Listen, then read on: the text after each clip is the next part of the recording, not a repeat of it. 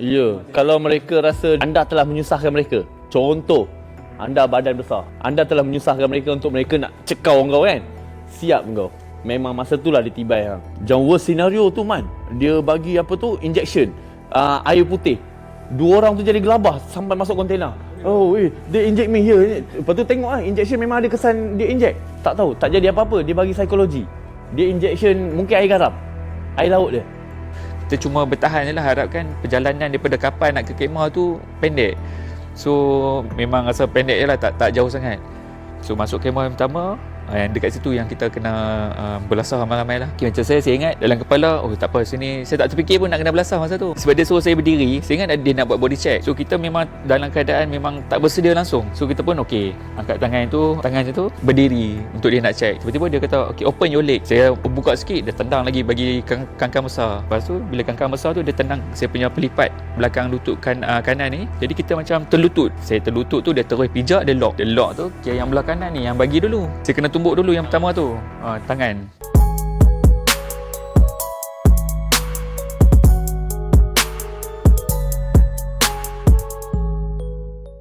Bismillahirrahmanirrahim. Assalamualaikum warahmatullahi taala wabarakatuh, dan apa khabar kepada semua kita punya penonton dan juga pendengar kita punya podcast yang mendengar kita di Spotify dan juga di YouTube kita yang telah menyokong selama ini, iaitu podcast Cinta Gaza Malaysia, iaitu CJM Plus. Okey, alhamdulillah di hari Jumaat yang barakah hari ini kita membawa 2 figura yang hebat. Okey. Okay, tuan-tuan boleh tengok hari ini kita membawakan podcast kita siri yang seterusnya, ataupun kita sebutkan episod yang seterusnya. Sebelum ni kita dah kongsikan kita punya podcast, kita dah share dengan jemputan iaitu Tiago Avila, yang seorang aktivis kemanusiaan global yang saya rasa sudah dikenali, dan dia juga adalah steering committee dalam Global Sumut Flotilla. Kemudian kita ada podcast bersama dengan Tuan Nadir dan juga Tuan Musa Al-Nuairi. Dan baru je, dan selepas daripada itu pula kita ada Dr. Syak dan juga Abang Syamsir kita. Dan alhamdulillah untuk episod seterusnya, okay, tuan-tuan boleh tengok saya hari ini moderator untuk podcast pada hari ini, Amirul Syafiq, dan juga bersama panel jemputan kita iaitu Kapten Razman dan juga Tuan CEO kapal.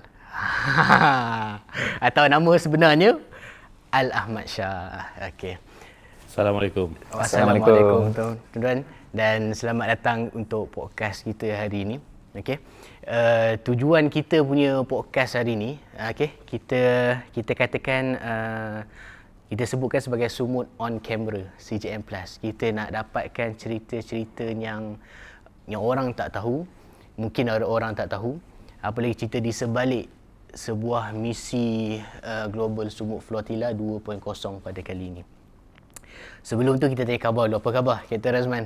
Baik, alhamdulillah. Selamat pulang ke tanah air. Terima kasih. Kita alhamdulillah selamat sampai baru semalam. Ya, betul. Selamat sampai di tanah Malaysia. Dan juga apa khabar? Alhamdulillah. CEO kapal? Sihat, alhamdulillah. Cuma itulah perjalanan kita jauh sikit kan daripada Pantai Timur jadi bila dapat tahu kita kena prepare awal lah. Okay. Drive 3-4 jam, 4 jam lah, 4 jam. 4 jam. Okey. Pantai Timur mesti dari Kelantan lah. Kuantan. Kuantan. 4 jam jugalah sebab tadi puasa sembahyang Jumaat jadi jam. Itu yang datang sampai dengan 4 jam jugalah. Okey, terima kasih sekali lagi. Sebelum kita nak mulakan kita punya podcast pada hari ini, saya rasa saya nak mulakan dengan Kapten Razman dulu boleh? Boleh. Sebab dia pergi dekat dengan saya. Ya. Lagipun dia pun baru balik, kita pun nak dengar suara dia juga. Ya, betul. Kapten Razman yang dinantikanlah oleh seluruh rakyat Malaysia, kepulangan dia pada hari semalam. Okey, podcast ni kita shoot hari Jumaat hari ini. Tapi sebelum kita nak ceritakan lebih mendalam lagi kenapa lewat sampai ke Malaysia, yang geng Tuan CEO dah sampai lama dah. Kenapa lambat sikit kan?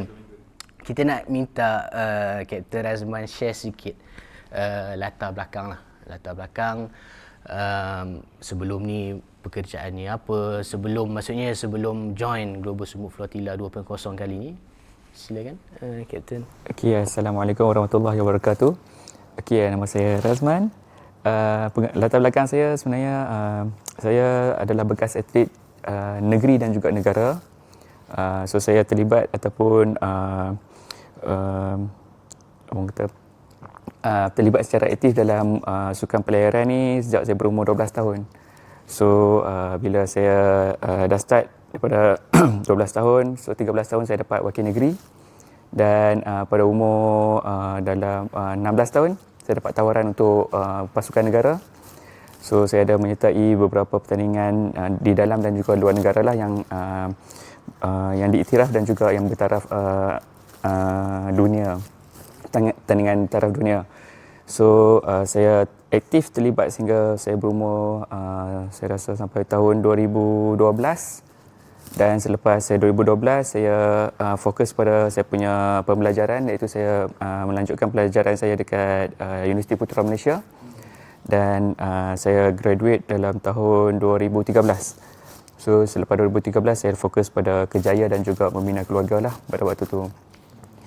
Bidang masa tu bidang pekerjaan saya yang saya pilih adalah sebagai seorang HR, dan sehingga hari ini saya masih meneruskan di dalam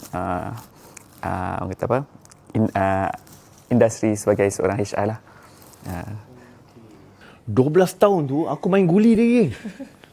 Saya main guli lagi. Dia dah pegang layar. Dah pegang layar daripada kecil. Ya, siap bergaduh lagi. Kau ambil guli aku ambil guli kau.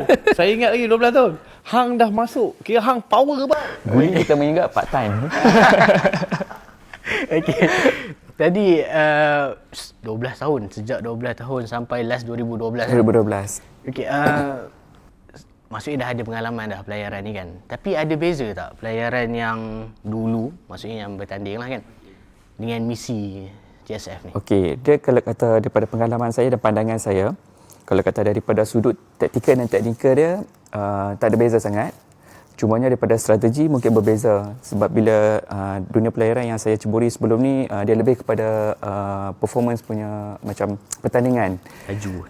Kita nak laju, kita kena setting, kita kena baca strategi, keadaan geografi, angin dan sebagainya.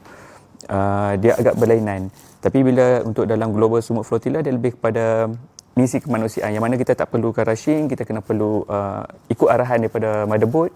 Jadi dia agak berlainan sedikit, tapi daripada segi teknikal untuk naikkan layar, untuk kita nak setting layar untuk dapatkan kelajuan yang maksima, tu masih benda yang sama. Okey, maksudnya strategi saja yang berlainan. Strategi yang berlainan. Ya, betul. Yang JSF 2.0 ni kita nak menuju ke Gaza. Ya, betul. Maksudnya pelayaran dia kita tak perlu nak rushing. Betul. Sebab kita pun JSF 2.0 ni berapa kapal keseluruhannya kita gerak? Kalau kata termasuk dengan yang di-intercept yang pertama tu dalam 70 lebih. 70 lebih kapal, maksudnya bergerak dalam satu kumpulan. Betul. Berbeza sedikit lah. Okey, menarik. Satu latar belakang yang hebat, memang layak untuk sebagai kapten untuk JSF 2.0. Okey, kita kembali pula kepada sudah. Dari tadi dia duk thumbs up je. Okey, Tasio kapal. Sebab apa saya thumbs up? Saya berumur 40-an. Dia ni masih dekat 8 tahun nak beza dengan aku. Beza kat 8 tahun Beza macam adik. Adik saya dengan saya beza 8 tahun. So dia dah dari umur 12 tahun, ayah dia dah suruh main layar kan. Tu kira hebat lah. Ayah hang kira bagus lah. Bagi selalu tak semua ayah yang akan suruh cakap pergi main layar, pergi main bola, tak ada kan. Kira bagi saya keluarga dia keluarga yang bagus lah. Bila dia nampak anak dia tu bagus kat layar, dia bagi kat layar. Wakil negara bosku. Betul. Bukannya wakil kampung dusun. Korang ni pun. Saya sekarang jadi risau. Adakah ini podcast CEO Kapal atau podcast bersama? Okey. Saya harap korang jangan risau. Kita masih lagi host kita, Abang Syafiq kita. Okey. Tuan CEO, cerita sikit latar belakang. Dan satu soalan tambahan. Macam mana dikenali CEO kapal tu? Apa nasib baik awak ingat soalan sebenarnya? pertama yang diberi oleh kita Gaza tu. Okey, Assalamualaikum dan salam sejahtera saya ucapkan kepada mereka. Salam satu Malaysia, salam Madani. Sebab kita memberitahu sebab mereka telah menjadi Perdana Menteri yang banyak support kita dan bantu kita lah dalam misi Sumut Flotilla ni. Terima kasih PMX. By the way, saya adalah seorang Chief Engineer. Seorang chief engineer bermaksud saya mengendalikan kapal-kapal besar seperti kapal offshore, kapal dagang, kapal pesisir pantai, termasuk kapal-kapal yang berada dekat sekitar dunia ni. Dan saya bekerja dah merangkumi 7 lautan 5 benua sehingga ke hari ni. Saya belayar daripada tahun 2003, daripada kadet. Sekarang dah 2026, dah masuk 23 tahun, Alhamdulillah. 23 tahun saya dalam bidang ni, bermula daripada bawah, daripada kadet, lepas tu naik kepada 5th engineer, jurutera muda. Lepas tu naik kepada 4th engineer, 3rd engineer, 2nd engineer. 2nd engineer saya memegang rank tu dekat 7-8 tahun. Lepas tu baru saya bergelar chief engineer. Jadi untuk menjadi seorang chief engineer ni bukan lepas kau habis master, habis degree terus boleh jadi chief engineer, tak boleh. Anda bila masuk dalam bidang maritim, anda kena bermula daripada bawah. Dari bawah tu Daripada cadet, bawah. cadet Jadi tu sebab lah. tu bila saya cakap dengan anak muda ni, mereka yang Gen Z yang tidak bukan seperti Harok lah. Kalau Harok ni saya nampak dia celik sikit. Yang bukan lah, yang jenis hari ni nak kaya, esok nak pakai Honda Jazz. Lepas tu lusa dia nak pakai EV. Evo. Okey, bukan macam tu lah. Jadi kalau dalam bidang maritim ni memang kena mula daripada bawah dan kena ada education. Saya dah berkecimpung dan Alhamdulillah selepas saya balik pada Sumut ni ada beberapa syarikat menghubungi saya lah, syarikat daripada luar negara. Cuma saya yang harus memilih syarikat-syarikat berkenaan untuk bekerja sebab sekarang ni tengah bergolak dekat Timur Tengah tu. So saya dapat panggilan daripada Turki dan juga Turkmenistan dan juga Dubai. 3 negara ni dah panggil, jadi saya hold dulu sebab saya nak selesaikan dulu sisa-sisa bersama Sumut Flotilla ni sebab terdapat banyak panggilan podcast dan juga pendedahan, sharing dan juga berbagai lagi lah program-program yang disediakan oleh Cinta Gaza ni semua dan sebagainya. So, soalan kedua, macam mana CEO kapal yang tak berapa handsome tapi hitam manis ni dikenali? Jawapan dia bermula daripada PKP. Kalau tuan-tuan puan-puan sedang melihat saya punya akaun TikTok, sebenarnya saya ada tulis CEO Kapal 3.0. Orang semua ingat itu adalah akaun ketiga saya. Jawapannya salah. Jawapannya adalah saya main TikTok semasa PKP 3.0. Jadi PKP, apa maksud PKP tu? Perintah Kawalan Pergerakan. Yes. Ya, betul. Maafkan Saya pun dah hampir lupa. terlupa dah lama. Dah lama. Sebab benda tu mungkin hanya berlaku sekali dalam hidup Ya, kita. insya-Allah. Sekali je. Dan dia takkan berlaku lagi lah. Cukup. Asyik kena lipat je kita kan. Jadi masa tu saya duduk dalam hotel. Jadi duduk dalam hotel 1 minggu boleh tahan bang. Bila masuk 2 minggu, kita jadi stres. Sebab peluh tak keluar. Duduk dalam aircon. Makan, dia ibarat duduk dalam macam sangkar burung. Makanan sampai. On time makanan sampai. Makan ayam percik, ayam masak merah, ikan belador, sambal belador. Semua sampai. Tapi kita dah tak stres. Bila kita hanya boleh nampak kat luar, kat tingkap, kita tak boleh keluar. Masa tu, kita orang boleh bermesej lah. Satu hamba Allah ni, dia cakap, bro, kau cuba rakam apa yang kau boleh rakam. Lepas tu kau post di dalam TikTok. Sekarang tu je kau boleh main. So masa itulah baru saya mengenali dunia digital, saya mula menggerakkan diri. Jadi saya gelarkan nama saya CEO kapal. Sebab apa CEO? Chief Engineer Officer kapal.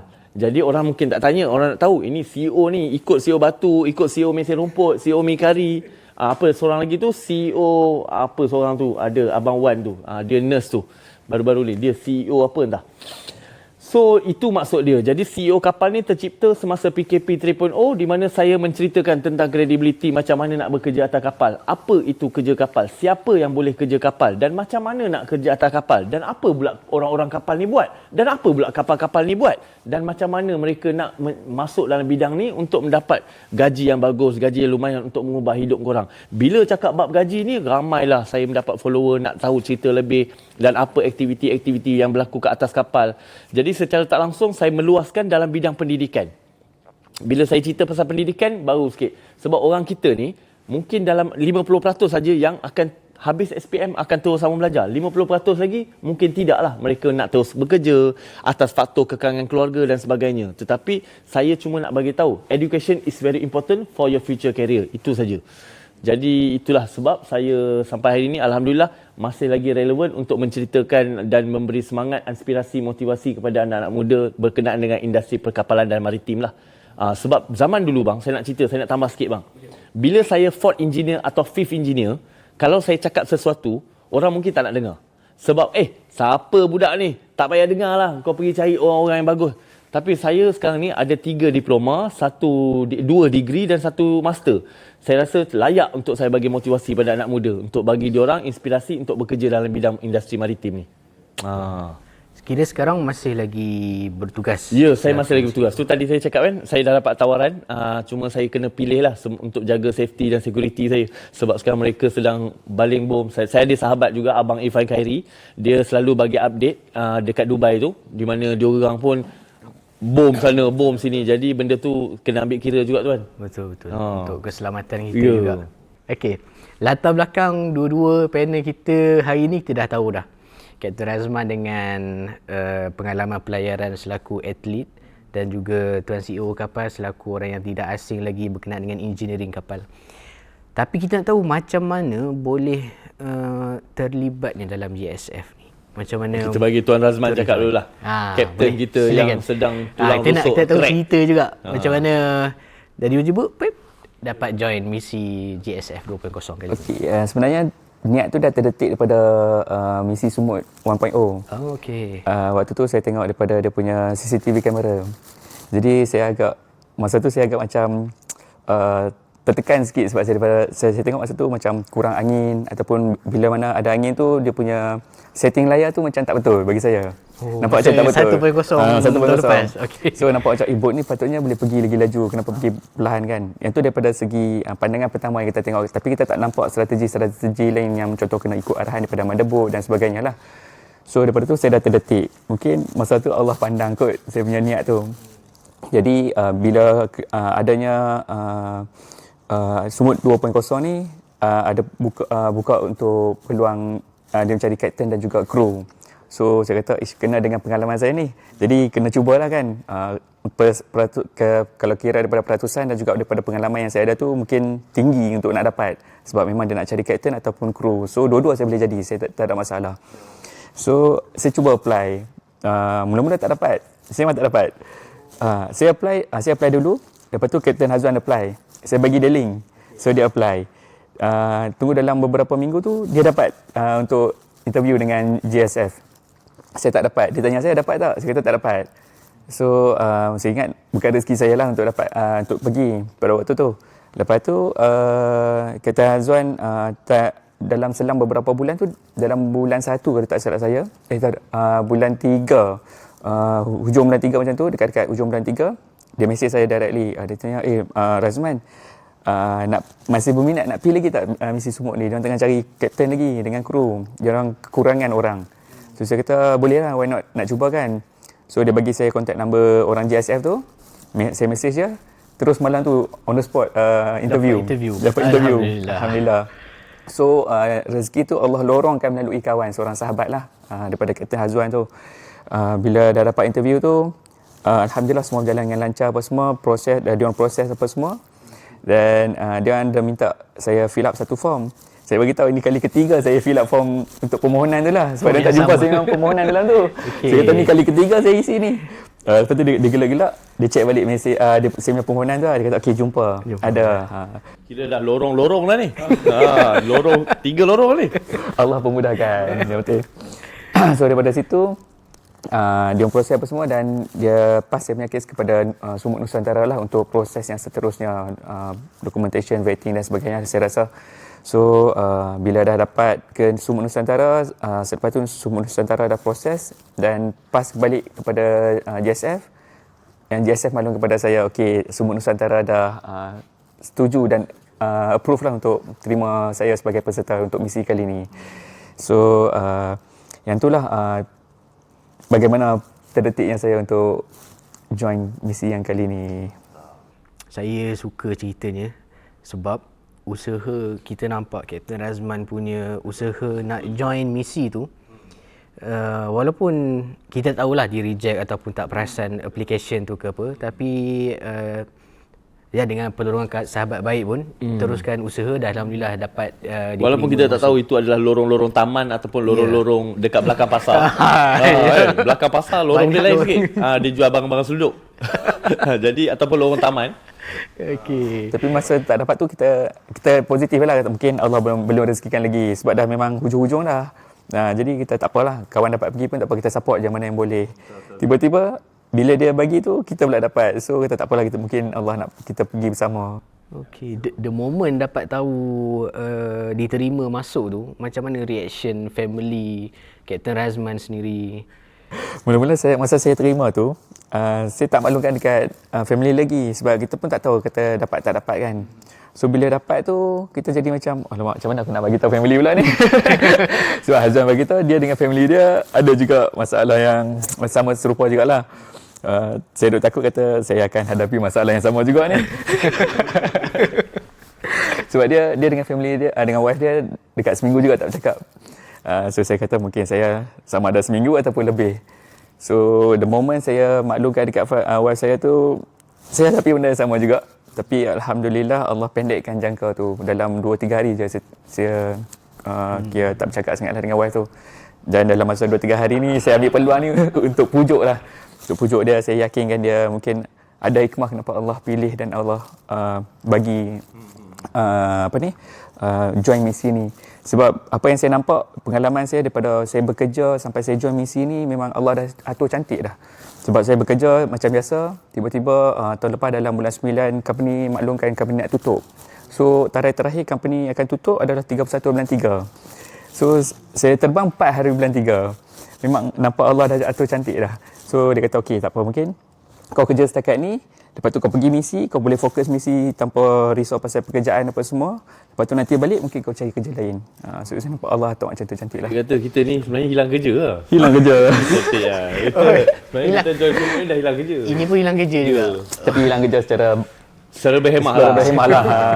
So itu daripada dengan family saya lah, dengan wife. Bila saya maklumkan dekat mak dan ayah saya dan juga mak ayah mertua, Alhamdulillah lah.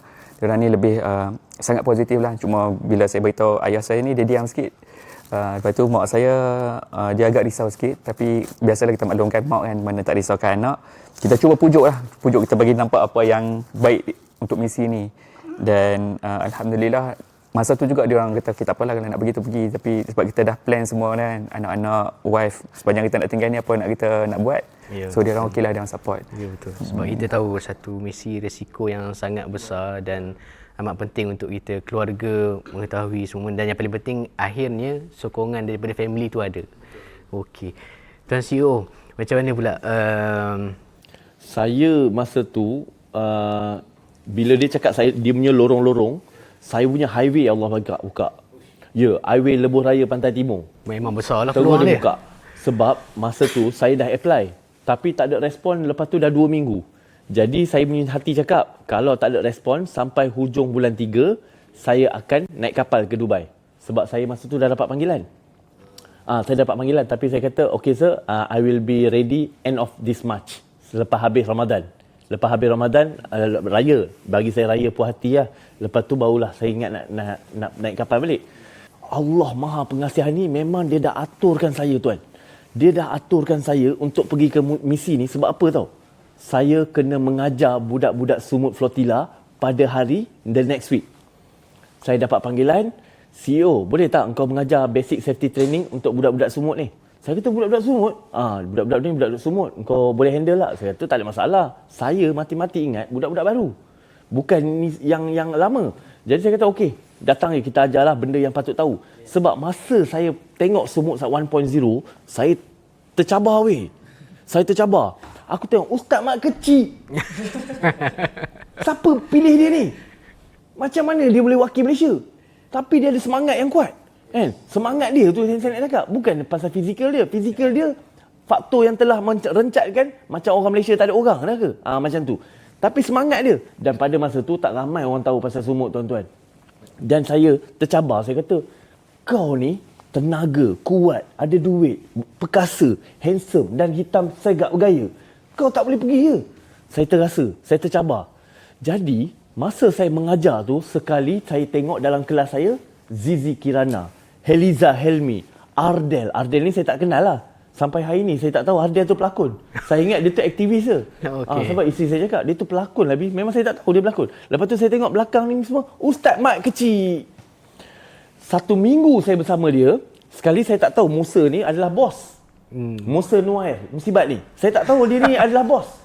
Sekali, dia kata, Cip, saya tunjuk. Masa tu kan saya mengajar, saya tunjuk dengan laptop saya. Saya tunjuk. Saya kata, tuan-tuan, tengok ni. Saya dah hantar email kepada Cinta Gaza. Siapa dia ni? Najiha ni. Saya tak kenal pun. Lepas tu dia kata, oh ya ke? Dia orang nampak email tu daripada Cinta Gaza. Dia kata, ya tuan, ini memang official daripada Cinta Gaza. Saya ingat scam ni. Saya kena main scam ni. Boleh tak, macam mana saya nak apply lagi ni? Sebab saya dah macam tak kena respon dah masuk 3 minggu ni. Musa dalam diam buat kerja. Musa. Tak apa, Chief. Nanti diorang akan balas mesej Chief. Saya dah shoot mesej pada diorang mesti akan take action. Power tak power Musa ni? Ya, tadi saya cakap musibat kan. Sekarang saya pula musibah. Ya, saya yang dapat musibah. Betul. Petang tu juga Puan dari Cinta Gaza ni, dia mesej saya. Dia kata, Puan nanti standby untuk interview semua.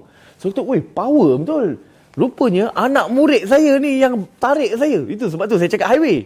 Masa saya mengajar tu dengan Ustaz Mat Kecil, dengan Abang Man Razman tu daripada Penang, daripada Amal lah. Yayasan Amal Penang tu. Dengan dia orang saya tak kenal jadi rapat. Dalam 1 minggu tu saya jadi rapat dengan Ustaz Mat Kecil ni semua. Jadi masa tu lah saya tengok kenal hati budi, tanya dia orang macam mana benda ni. Jadi banyak juga dia orang share. Heliza, masa tu lah baru saya kenal Heliza. Sebelum ni kita dengar dia kat AF je kan. Bila dah duduk satu kelas baru saya mengenal diri dia orang. Jadi barulah saya terpanggil untuk join. Dan saya selepas 2 minggu saya jumpa dia orang, barulah saya di-interview dekat Barcelona. Masa saya di-interview tu, 2 orang ditepis lah. Saya rasa sebab dia orang hanya datang nak selling je lah.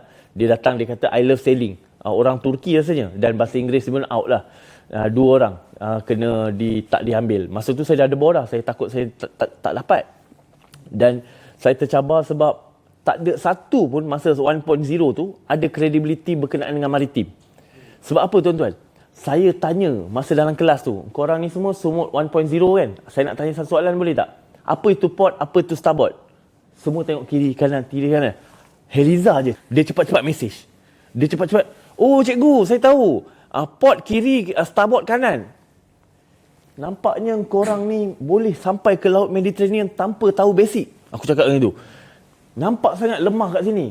So benda ni silap ni. Saya cakap. Benda ni salah. Bila korang tak ada basic, korang akan digunakan bila korang pergi kat sana. Silap-silap. Masa emergency korang tak tahu nak buat apa. Betul cikgu. Ada satu suara keluar. Betul cikgu. Memang kalau emergency, mati-matilah dia orang cakap. Saya tak boleh macam tu. Kita rakyat Malaysia, kita tunjuk yang kita ni educated. Jadi saya pun ajar dia orang. Masa tu lah saya terpanggil nak apply, nak tanya apa susulan tu. Alhamdulillah saya diterima. Selepas 4 hari, Tuan Haikal dekat sini, dia hubungi saya. Chief, tahniah Chief, saya dengar Chief dah layak. Saya kata saya tak dapat apa-apa email. Dia kata, ya, memang awak tak dapat email. Email sampai kat kami dulu. Kami yang akan email awak semula. Saya kata, oh okey, korang yang musibahkan aku sekarang. Jadi saya diterima masuk. Alhamdulillah. Sebab saya tak nak Malaysia dipandang serong, Malaysia dipandang enteng di mata dunia. Sebab dekat sana tuan, kita berhadapan dengan 100 delegasi daripada seluruh negara. Termasuk daripada Argentina yang sehujung-hujungnya sampai dekat sini England, kita ada delegasi macam tu.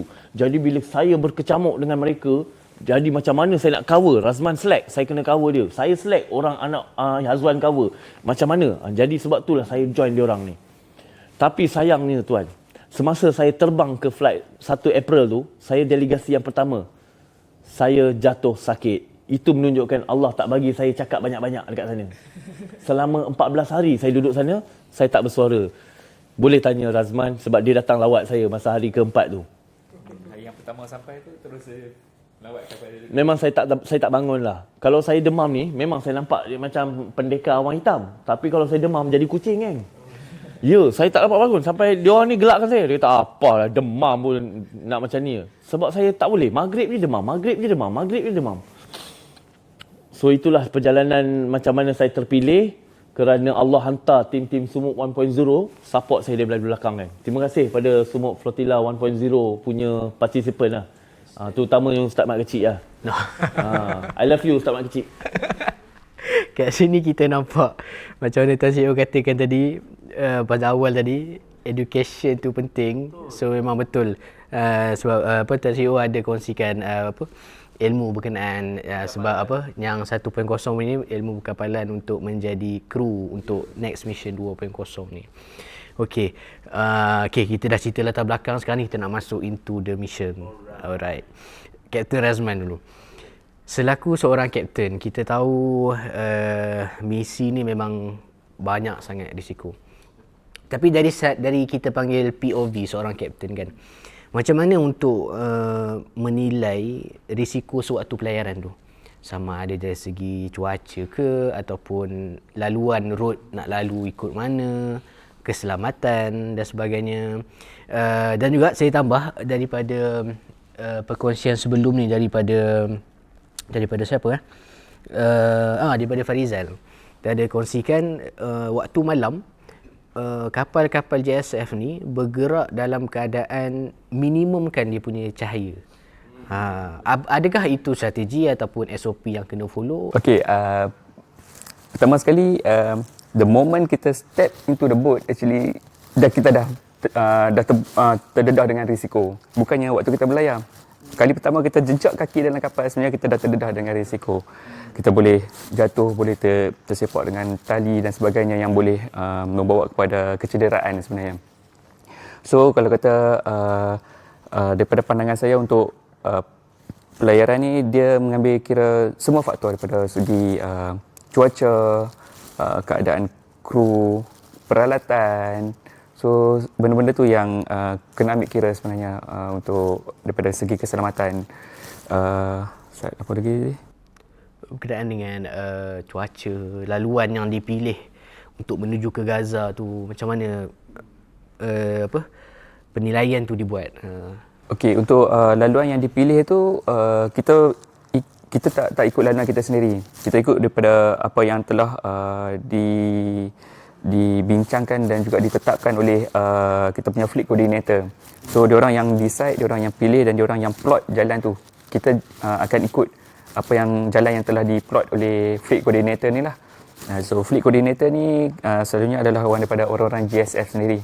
So diorang ni mungkin pengalaman lebih untuk diorang pilih laluan-laluan mana yang harus kita lalui, laluan mana yang lebih selamat, laluan mana yang kurang risiko dia, dan laluan mana yang mungkin terbaik untuk semua boat yang ada dalam fleet tu lah, dalam misi tu. Okey. Semua kapal tu laluan yang sama. Ya, laluan yang sama. So daripada awal, daripada kita bergerak Barcelona sampailah ke kita kena intercept, kita ikut dalam berkumpulan, dalam satu kumpulan. Kita tak berpecah ikut laluan masing-masing. Mungkin satu boat ni aku nak pergi ke Tunisia dulu, satu boat nak ke Greece, tak ada. Tak boleh. Kalau ada tak kapal-kapal ni yang bukanlah sengaja lari daripada laluan, tapi terpeso, kita ada masalah apa ke? Itu sebab dia orang tak baca Ehdina Siratal Mustaqim. Tapi ada terjadilah benda. Ada. Benda tu ada terjadi, dan selalunya kita punya motherboat, kita ada boat yang menjadi boat utama. So dia akan maklumkan, okey, sekian-sekian boat, anda dah terkeluar daripada laluan yang kita plot, sila masuk balik. Dia akan maklumkan. So kapten dan juga kru untuk boat tu dia kena aware lah. So dia akan masuk balik dalam laluan yang dia dah plot dalam navigation tu. Okay, untuk berkaitan dengan cahaya, apa yang dimaklumkan, macam kita kena tutup semua lampu dan minimumkan pencahayaan tu sebenarnya sebahagian daripada strategi. 3 cahaya yang wajib buka semasa pelayaran adalah lampu hijau dan merah di bahagian depan bot, lampu dekat bahagian atas tiang layar, dan juga lampu belakang kapal. Yang tu termaktub dalam undang-undang pelayaran lah kot. Maksudnya yang mana kena buka, wajib buka. Betul, memang wajib buka. Betul. Macam bawa kereta dalam raya tu, malam kena buka lampu lah. Kena hidup ya, kan. betul. Untuk kapal kita ada navigation light nama dia. Navigation light tu wajib buka lah bila dah sunset dah. Bila matahari jatuh je kita kena buka. Dia ada lampu hijau, lampu merah, lampu belakang satu. Lepas tu dekat lampu tiang layar satu. Itu menandakan kapal sedang berlayar. Jadi macam mana pula kalau kapal towing? Ada pula isyarat lain. Macam mana pula kapal kena tunda? Ada pula syarat lain. Macam mana kapal sedang buat kerja transferring, dangerous good? Ada pula nombor lampu-lampu lain. Benda tu kapten lebih mengetahui. Kapten faham lah benda tu. Okay. So sebenarnya kita minimizekan pencahayaan tu, kita tak nak ganggu sebab ada mungkin kru dan juga partisipan lain yang tengah berehat. Kedua, kita guna banyak lampu merah pada waktu malam sebab kita nak jaga kita punya mata. Bila kita guna lampu yang selain pada lampu merah ni, kita punya biji mata tu dia akan jadi lebih mengembang. Jadi terdedah pada cahaya. Jadi untuk kita lihat persekitaran tu akan jadi lebih terganggu. Jadi bila kita guna lampu merah ni dia akan lebih kurang terkesan. Jadi kita masih boleh lihat dengan lebih baik untuk persekitaran ataupun keadaan dekat laut-laut kita nak tengok kapal-kapal yang berdekatan kalau ada. So dia akan lebih baik lah. Sebab tu kita kurangkan pencahayaan pada waktu malam. Okey, faham. Kalau apa bila berlaku kecemasan, pelan kecemasan tu daripada kapten sendiri ke ataupun macam mana? Ya, betul. Kapten yang sendiri. Kita sebenarnya arahan tu daripada kapten. Jadi semasa pelayaran tu, sebelum pelayaran dimulakan, semasa pelayaran dijalankan, kita memang akan, macam saya dalam bot saya akan buat meeting. So kita akan bagi tahu pelan kecemasan kita ada beberapa pelan kecemasan. Contoh macam drone interception, drone attack, interception protocol, drone protocol. Lepas tu kita ada man overboard protocol. Lepas tu SOP, lepas tu kita ada lagi satu lagi bot yang terdampak Man overboard. Bukan man overboard, overboard, emergency drill, fire drill, drill. Ada satu lagi yang abandon ship. Abandon ship. So kita brief dia orang, kita buat drill. So dia orang aware lah. Okey, kalau kata benda ni terjadi, apa yang nak kena buat? Apa yang nak kena start dulu? So ke mana kita dan seterusnya. So kita dalam kapal saya sendiri, saya set kita punya assembly point. Contoh kalau kata berlaku kebakaran dekat tengah, kita boleh pecah kepada dua. Separuh yang mana yang boleh keluar dekat depan, pergi ke depan, yang mana belakang ke belakang. So kalau kata kebakaran berlaku di belakang, kita pergi jumpa di depan, kita assembly dekat depan kapal. Kalau kata berlaku kat depan, kita ke belakang. So kita kena set benda tu awal-awal. Tak nak nanti masa benda tu jadi, kita tak explain dekat orang, jadi merata-rata. Sekali ada yang terjun laut lah, bergerak sendiri. Kalau dah terjun lagi masalah ke kapten. Ya, betul. Itu benda utama lah yang kita kena bagi tahu dekat orang. Dan drill tu dibuat setiap hari? Maksudnya di training setiap hari ke ataupun macam kapal saya, diorang minta request untuk buat setiap hari. Tapi setiap hari tu berlainan drill. Bagi saya, kalau kata ikutkan cukup sekadar sekali, tapi saya buat mungkin 2-3 minggu sekali benda yang drill yang sama untuk just refresh balik sahaja. Kalau kata kita tak buat drill, at least kita macam ada session untuk kita explain balik flow tu macam mana. At least dia orang benda tu masih ada dalam ingatan dia orang. Tak adalah terlampau nanti panik ke, jadi yang tak sepatutnya lah pada waktu tu. Okey, kita bila masuk part kecemasan ni, kita nak tahu Tuan CEO punya tugasan pula. As technician, betul ke? Kan technician lah kita sebut kan. Apa tugas utama seorang technician lah ataupun kita sebut maksudnya semasa pelayaran ni, apa tugasan utama, dan bila berlaku kecemasan contohnya yang disebutkan oleh Kapten Azman tadi, apa benda pertama yang seorang technician perlu buat? Kena periksa bahagian mana ke yang paling penting? Okey, boleh kongsikan. Bila cakap pasal teknikal, dekat atas kapal, layar, diorang ada captain dan first mate. Itu je. Diorang tak ada engineer, tak ada technician.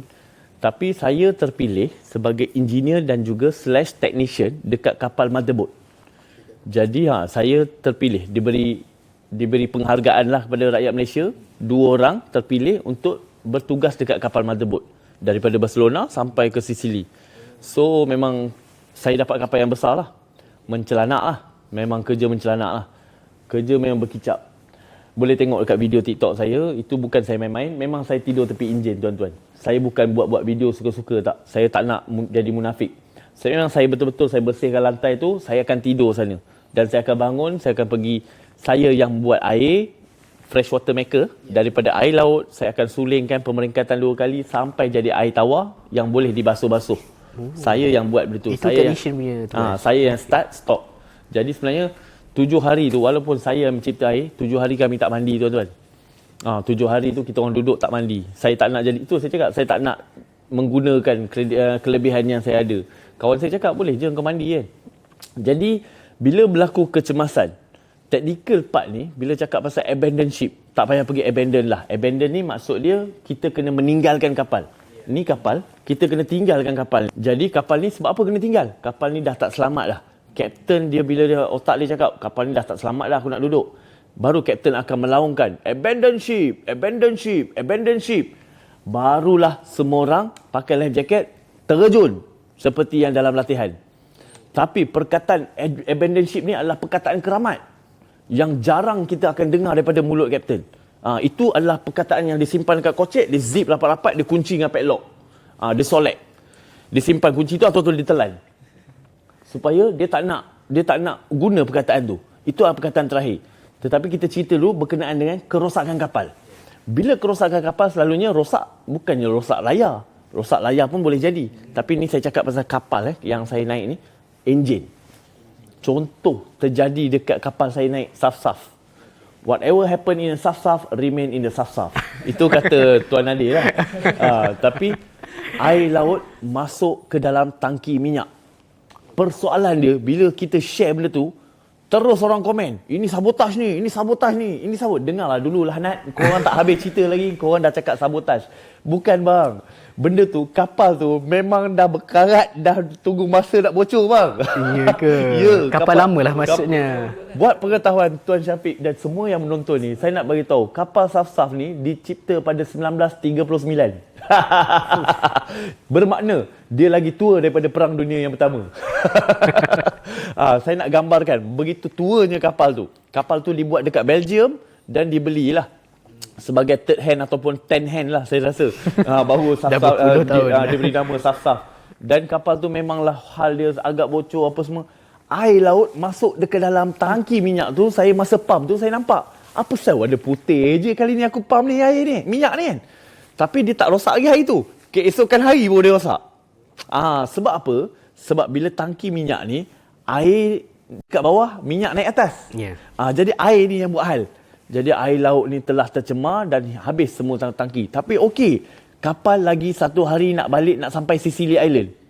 Masa tu, memang saya cakap tuan-tuan, demi Allah saya tak tipu ni. Kalau saya tipu ni, balik saya accident mati. Selama saya duduk masa kapal tu masuk air, saya hanya manual. Setiap 2 jam. Setiap 1 jam. Saya dan juga satu saya punya pembantu saya daripada Turki, Shoaib nama dia. Okey, yang kecil-kecil dia. Dia akan sedut tuang dalam tangki minyak. Sedut tuang air minyak baru sebab kami nak pelayaran kami terus. Jadi bila cakap pasal safety ni, kapten awak bawa kerja awak, saya bahagian sini saya akan pastikan selamat. Kalau saya dah rasa tak selamat, baru saya kata, Kap, tak selamat dah. Nanti saya akan ceritakan. Bila saya rasa tak selamat, kapten rasa selamat, macam mana? Adakah pergaduhan bersama kapten? Kita bercuma selepas ni. Okey, macam tu. Sebenarnya kita boleh sambung tu dah cerita tu tadi. Oh, boleh sambung kan? Betul. Kita kembali.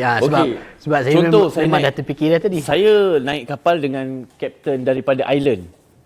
Saya tak tahulah, saya tak pernah campur dengan kapten Ireland. Saya pernah campur dengan kapten British daripada England. Tapi Ireland ni saya tak first time jugalah. Tapi orang ni sangat bagus kan. Kapten Paddy nama dia. Orangnya sangat bagus, humble. Dia boleh jadi carpenter.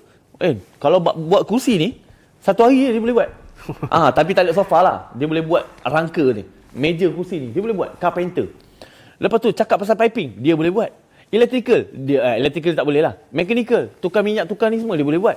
Lepas bawa kapal, dia boleh. Semua, saya kata kau ni Popeye semua benda kau boleh. Lepas tu bak terjun laut tak boleh cerita kan? Okey, kita simpan dulu. Okey. Jadi saya rasa dia agak hebat lah. Tapi sampai satu masa tu, dia ni ada satu perangai buruk. Dia suka buat kereta kapal yang pada tahun 1939 ni macam kereta Formula 1. Dia akan lenjan. Jadi saya pada mulanya saya bagi tahu dia, Cap, kau bawa laju, air laut masuk dalam. Sebab kapal ni tahun 1939. Dia kata, okey, alright. Okey, tak ada masalah. Lepas 2-3 jam, dia buat lagi benda yang sama. Sebab saya duduk depan enjin. Ini enjin, saya dekat sini, aku duduk tengok. Enjin teran, saya boleh dengar. Enjin ni tinggi, saya boleh rendah. Enjin ni tengah bawa slow, saya boleh tahu. Sebab sana saya boleh nampak propeller tu tengah pusing.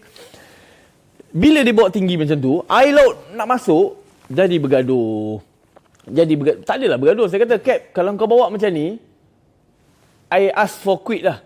You ask another people to take care. Saya naik atas. Saya jumpa Tuan Nadir. Saya kata, Tuan Nadir, kapal ni 7 hari duduk sini, awak pernah nampak tak saya tidur dengan lena? Mesti tak pernah nampak. Sebab saya setiap hari time tidur pun kena panggil. Sebab apa? Sebab musibat ni bawa kapal teruk sangat. Saya cakap, tolonglah saya cakap. Buat sesuatu. Sebab dengan Tuan Nadir je kita boleh komplain. Sebab dia adalah steering committee mewakili rakyat Malaysia. Kalau cakap dengan orang Barcelona semua, Dia masuk sini, keluar sini je. Macam hari tu, masuk minyak, masuk air dalam filter. Sedangkan benda tu, benda yang boleh repair. Tapi orang Barcelona ni, dia huru-harakan, melambatkan proses. Nak tunggu open arm datang lah. Benda tu simple je. Saya bila tengok dia orang buat, saya kata, ya Allah, benda ni 10 minit, engkau ambil 10 jam. Awak ambil masa dekat 6 ke 8 jam, 10 jam untuk siapkan benda tu. Yang di mana saya boleh buat dalam masa 10 minit. Saya bagi tahu. Jadi benda-benda macam ni, Kapten pun macam, dia tahu keadaan kami kena ikut, dekat pengetahuan semua, dekat atas kapal, kita ada organizer. Organizer ni kita kena ikut. Jadi, hang nak ikut siapa? Nak ikut organizer ke hang nak ikut kapten? Kalau saya ikut kapten. Hang siapa? Hang organizer. Organizer ni terdiri daripada orang yang jual insurans dekat Argentina. Penjual kapet dekat Turki. Organizer ni. Ataupun pernah masuk Sumut Flotilla 1.0 dulu. Ini semua bekas-bekas yang jadi organizer. Apa pula tugas-tugas organizer? Dia akan pastikan bekalan makanan cukup. Dia akan pastikan anak-anak dalam kapal ni semua sihat. Dia akan pastikan duty. Anak-anak ni bukan saja duduk saja tau. Hari ni hang basuh toilet. Esok hang basuh toilet. Esok hang masak. Esok hang bersihkan ni. Esok hang ada kerja masing-masing. Ada kerja. Jadi kerja-kerja tu sebenarnya kapten boleh aturkan dengan first mate. Tak perlu kan organizer. Bagi saya lah, Cinta Gaza, dengar saya. Organizer ni menyemak je. Sebab dia telah menghuru-harakan keadaan dan juga tanggungjawab kapten. Saya tak tahulah. Dia macam dua kapten. Dia macam dua kapten. Kau setuju tak dengan apa aku cakap? At least kita cakap ni, Cinta Gaza take note benda ni. Yes, And, betul. take note benda Yang ni dia dan betul juga. Tuan-tuan dan puan-puan sekalian, saya dah belayar 24 tahun. Tak perlu saya nak ulang benda ni. Saya rasa memang huru-hara bila ada organizer yang rasa macam diri dia lagi bagus daripada kapten. Tapi so far, saya rasa semasa saya punya kapal, organizer elok je, bagus. Bagus, memang bagus. Cuma, sedikit sebanyak telah merencatkan jawatan dan juga kuasa kapten. Betul. Sebab satu kapal tak boleh ada dua kapten. Jadi dia akan ada percanggahan dalam membuat keputusan tu. Decision making tu. Orang tak bergaduh dengan kapten, dengan chief officer. Macam saya, dengan kapten saya, Paddy tu, tak ada pun bergaduh tau. Kita orang just bercanggah pendapat je. Kalau saya rasa nak diam, saya diam. Dan saya banyak diam lah. Sebab apa? Sebab saya kan demam, Allah bagi demam. Jadi saya banyak diam. Dia tak payahlah lawan, kau dah demam, nanti dia tolak kau jatuh laut. Saya fikir macam tu je. Tapi, organizer daripada kapal-kapal lain ni banyak bersuara. Yang kami dapat feedback daripada kawan-kawan kami punya kapal. Kapal saya Alhamdulillah, kapal MAN pun saya rasa tak ada masalah.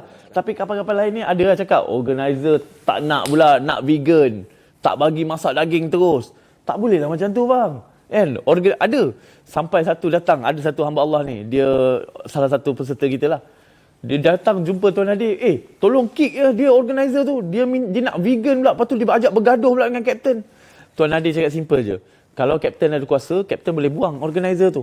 Tak payah nak cakap dengan saya. Lalas tak tahu apa jadilah sebab dia punya kapal lah. Jadi cerita-cerita macam ni memang ramai orang tak tahu. Orang ingat kapten je kuasa mutlak. Tak.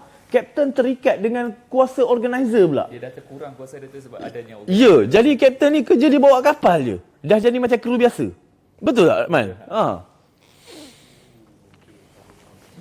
Itu kita sebutkan sebagai isu yang terjadi lah kan. Betul. Saya rasa Masa kalau pelayaran. ada 3.0, boleh take note benda ni. Pelayaran dah kita ceritakan.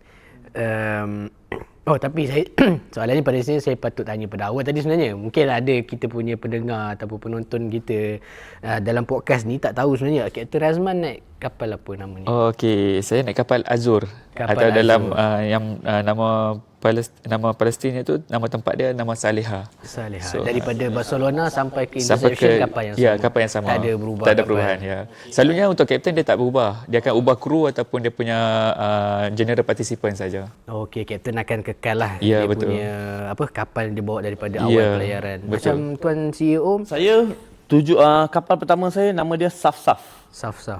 Saf-Saf. Ataupun, yalah betul nama dia Saf-Saf. Lepas tu bila sampai Sicily, kita ada buat rombakan secara besar-besaran. Di mana tadi saya cakap saya dengan Kapten Paddy semua kan. Semua kena pindah. Bila sampai Sicily, hari kedua tu, diorang buat meeting dan rombakan besar-besaran. Sebab mereka nak bagi peluang kepada orang lain juga dekat Itali tu. Jadi diorang akan campur aduk kan. Jadi sebelum ni, orang daripada Barcelona je. Jadi bila dah sampai Sicily, orang Itali ramai. Media-media Itali ada. Jadi dia orang nak letak orang ni kat mana? Jadi dia rombak. Masa tu saya terpaksa dihantar ke kapal Nama kapal tu Khan Yunis. Nama kapal Khan Yunis. Khan Yunis adalah salah satu kampung dekat Palestin yang telah dibantai habis-habisan sehingga kapal kampung tu lenyap lah. Nama kampung tu Khan Yunis. Dan lagi satu nama kapal saya Safsaf. Safsaf tu dalam pembantaian Nakba 1948, kapal kampung tu telah hilang lah daripada peta dunia. So sebab tu diorang ambil nama-nama kapal tu, diorang letak nama-nama kampung tu letak kat kapal. Sempena ada semangat orang-orang kampung kat situ. So saya dapat naik 2 kapal lah. Alhamdulillah. Alhamdulillah engkau. Masa aku dapat tahu yang di mana saya kena pindah kapal tu, sebab Bang Syafiq, saya nak bagi tahu, aku kejap tuan, kejap abang kan. Kejap ya aku panggil dia bro pula. Tuan Syafiq, duduk dekat Safsaf, saya memang tak cukup tidur. Tapi cukup makan. Alhamdulillah. Sebab kapal besar, kepala semua besar-besar. Steering committee kat sana kan, bos-bos besar semua kat situ. Tuan Nadir pun kat situ kan. CEO Cinta Gaza kita. Jadi makan okey. Tetapi tidur saya kurang dan saya stres lah kerja. Sebab bila saya tidur baru problem jadi. Bila saya tidur baru problem jadi. Jadi itu bukan sabotaj, tapi sebab tak ada orang ganti saya. Sebab bila saya engineer, bila saya naik tak ada orang ganti saya. Dan tak ada orang pula ada tauliah pasal engineering dekat yang boleh ganti tempat saya. So saya bagi tahu dengan management, saya bagi tahu, saya rasa awak nampak apa yang berlaku pada saya 7 hari ni.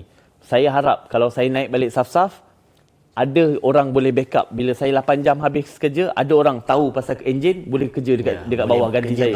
Ya. Sebab duduk dekat atas Safsaf ni macam duduk dekat penjara Madagaskar, tuan-tuan. 2 katil kongsi 4 orang. 2 orang tu kena tidur dulu, kena keluar dulu, baru saya boleh masuk ke dalam bilik tu untuk tidur katil yang sama. Tidur katil yang sama, tuan-tuan. Cadar yang sama, tuan-tuan. Nasib baik tak kena kurap je. Tapi kawan saya dah kena penyakit kulit yang New Zealand tu. New Zealand tu kena penyakit kulit. Saya baiklah kulit saya tebal sikit. Tapi dia kena, benda tu tak elok lah. Bila dah sampai sendat macam tu, mereka cuba packkan. Ini dah kira komplain pula ya. Ini mereka dah cuba packkan kapal Safsaf tu sampai kita punya delegasi pun tidur kat lantai. Tak perlu saya sebut nama kat sini. Saya nak sebut tadi. Okey, kita stop. Tidur kat lantai. Tidur kat lantai. Okay. Saya mesti cakap, kenapa tidur kat lantai? Dia cakap, tak apalah. Aku okey je. Aku dapat urut badan aku. Nanti dia nampak podcast ni mesti dia komen kat bawah. Okey, tak apa. Okay. Cerita. Lepas tu kat mana saya berhenti tadi? Saya nak cerita pasal apa tadi? Pasal apa tadi? Nama kapal lah. Nama kapal saya. Dan bila alhamdulillah bila saya dapat naik, saya dipindahkan ke kapal Iridance ataupun nama Khan Yunis ni, saya jumpa satu family yang baru. Di mana mereka ni semua sangat friendly, sangat akrab, dan saya bersyukurlah masa saya jumpa dekat Itali tu, boleh kata kalau saya kerja duty 8 jam ni, saya kena duduk engine room dengan bau diesel, dengan bunyi bising kan. Dan tapi kali ni saya dekat atas kapal layar ni, saya pegang steering je lah. Saya pegang steering je lah. So agak saya check enjin pun seminggu sekali. Tak banyak masalah. Sebab buka, check level ni, check apa yang patut. Lepas tu kita check apa yang patut kita ikat, apa yang patut kita longgarkan, kita top up apa yang patut, tutup balik. Jalan balik seminggu lagi. So setiap seminggu je saya check. Lagi yang selebihnya masa duty kita orang pegang steering lah. Pegang steering dah besar gedabak kan. Orang nak lalu tak boleh. Dapat pula kru yang macam badak sumbu. Macam mana tuan-tuan? Saya bukan body shaming. Tuan-tuan tak percaya, tuan-tuan tengoklah. Saya bukan nak cakap. Kalau dia dengar podcast ni dalam bahasa island pun tak kisahlah. Sebab dia orang island. Besar tuan-tuan. Bila dia lalu, steering tu tergelak. Weh, why you? Kita nak pusing balik tuan-tuan. Saya kena marah dengan kapten. Kau pusing-pusing kapal pergi mana? Saya kata bukan. Dia langgar. Bontot dia terkena kat steering tu. Pusing lah benda tu. Okey.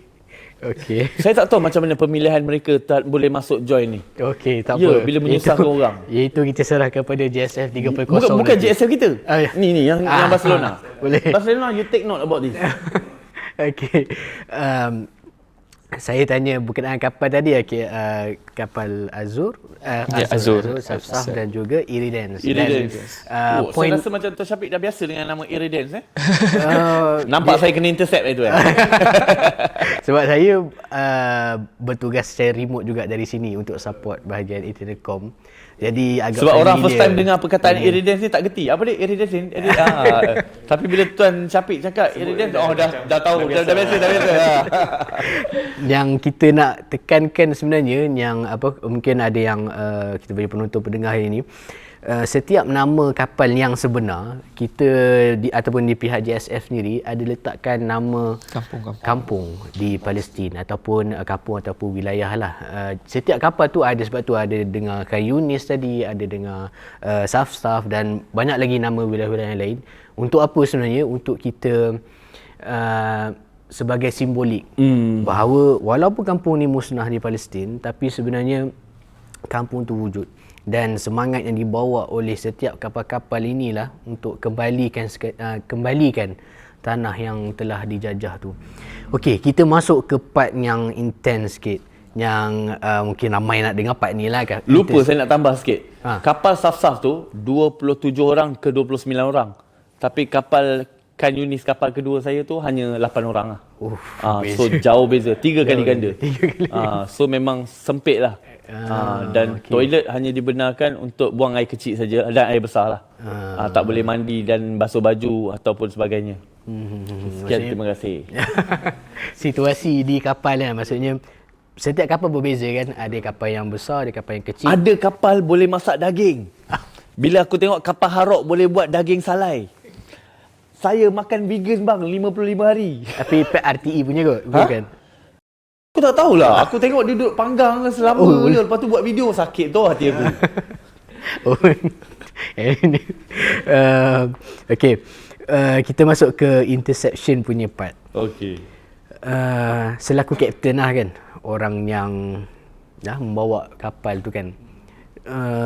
Waktu tu kalau di Malaysia berlaku pada sekitar jam 3 petang. Kalau di waktu di time zone dekat Mediterranean tu mungkin 5 jam kurang daripada sini, maksudnya waktu pagi lah kan. Ada tak rasa sebelum nak berlaku interception tu, maksudnya ada tak macam suasana sekeliling senyap ke? Ada tak situasi yang berubah? Dan kita nak tahu juga macam mana situation semasa interception tu berlaku. Kalau kata daripada waktu malam, selalunya kita hanya berpandukan pada, kita gunakan sebagai drone yang ada itulah sebagai kita punya guideline. So kalau kata ada drone tu, mungkin akan ada potensi untuk kena intercept. So dia tak akan datang terus intercept, dia akan datang dengan drone dulu. Dia survey apa semua dulu, lepas tu baru dia akan datang intercept lah. Tapi sebelum intercept tu dia akan ada mainan-mainan yang lain. Contohnya macam dia akan ganggu kita punya radio frekuensi, dia akan jam kita punya communication dengan antara kapal. So tu antara macam signal-signal yang kita boleh ambil sebagai tanda-tanda sebelum kita kena intercept. So kalau kata waktu malam, yang itulah dia punya permainan dia. So kalau kata waktu siang pula, selalunya kita akan tengok ada macam kapal-kapal perang di sekeliling. Contoh sebelum kena intercept, kita dah nampak keberadaan kapal perang tu di berdekatan dengan kita. So kita nampak dia lalu lalang. Dan pada waktu tu juga ada salah seorang delegasi Malaysia juga, Kapten Hazwan, dia nampak kapal penjara yang sama macam mana yang dia kenal pada intercept yang pertama tu. So dia kata sama. So dia maklumkan dalam grup sini, dia kata saya nampak kapal yang penjara ni yang sama macam kena intercept daripada yang pertama tu, intercept yang pertama. Betul. So dia orang discuss dalam grup ni lah. Lepas tu dapat pengesahan daripada kita punya fleet coordinator, dia kata memang sama sebiji. Dia orang Google balik kapal tu, dia orang tengok balik daripada gambar yang dia orang tangkap gambar waktu tu, post dalam tu memang sama. So daripada situ semua dah macam Kita dah tahulah kapal tu dah standby dah kita. standby. Mungkin akan ada intercept Tapi pada waktu tu. pelayaran tetap diteruskan. Kita jalan terus, kita memang tak berhenti. Melainkan keadaan cuaca ataupun ada kerosak kabut. Dua ni saja yang kita akan berhenti. Laut Mediterranean ni dia luas tau. So, steering committee ni mereka dah siapkan laluan, passage plan, dia orang panggil passage plan laluan tu semua, dan kita tak boleh keluar daripada, macam tadi tu Kapten Razman cakap, kita tak boleh keluar. Andai kata keluar, dia orang suruh masuk balik. Kalau dengar-lah. Tak dengar, takut dia orang masuk terusan Suez tu. Macam kapal Harok. Konon-konon nak pergi bersih. Harok adalah kapal terakhir kena intercept. Jadi konon-konon kapten dia nak buat palatau lah. tak apa, kita buat kapal nak pergi Mesir. Kau punya bendera semua Palestin, kau pun kena tangkap lah. Lepas tu, dia kena kejar sampai hampir-hampir dekat sempadan Mesir. Jadi bila nak cakap, kapal dah ada landasan dia. Jadi bila kita keluar, memang kita akan disuruh masuk balik. So kita akan bergerak dalam satu kawanan, macam satu kawanan ikan gitu. Kita akan gerak macam tu. So bila kita nampak kapal yang sama, kita akan terus macam, wah, ini kapal yang hari tu dekat Greece. Itu yang Hazwan cakap tu. So untuk setiap boat tu dia akan ada berlainan cara intercept dia. So macam kapal lain saya tak pastilah, mungkin ada yang bot terus datang ataupun ada kapal perang sendiri datang langgar yang kita tengok macam video yang tersebar kan. So macam kapal saya, first tanda-tanda saya nak kena intercept, saya punya internet tak ada, Starlink saya kena jam. Padahal kapal perang tu sendiri saya tak nampak lagi. Lepas tu bila internet saya kena jam, dalam 5 minit saya punya kru yang ada atas bot tu panggil, okey, dia kata semua naik atas.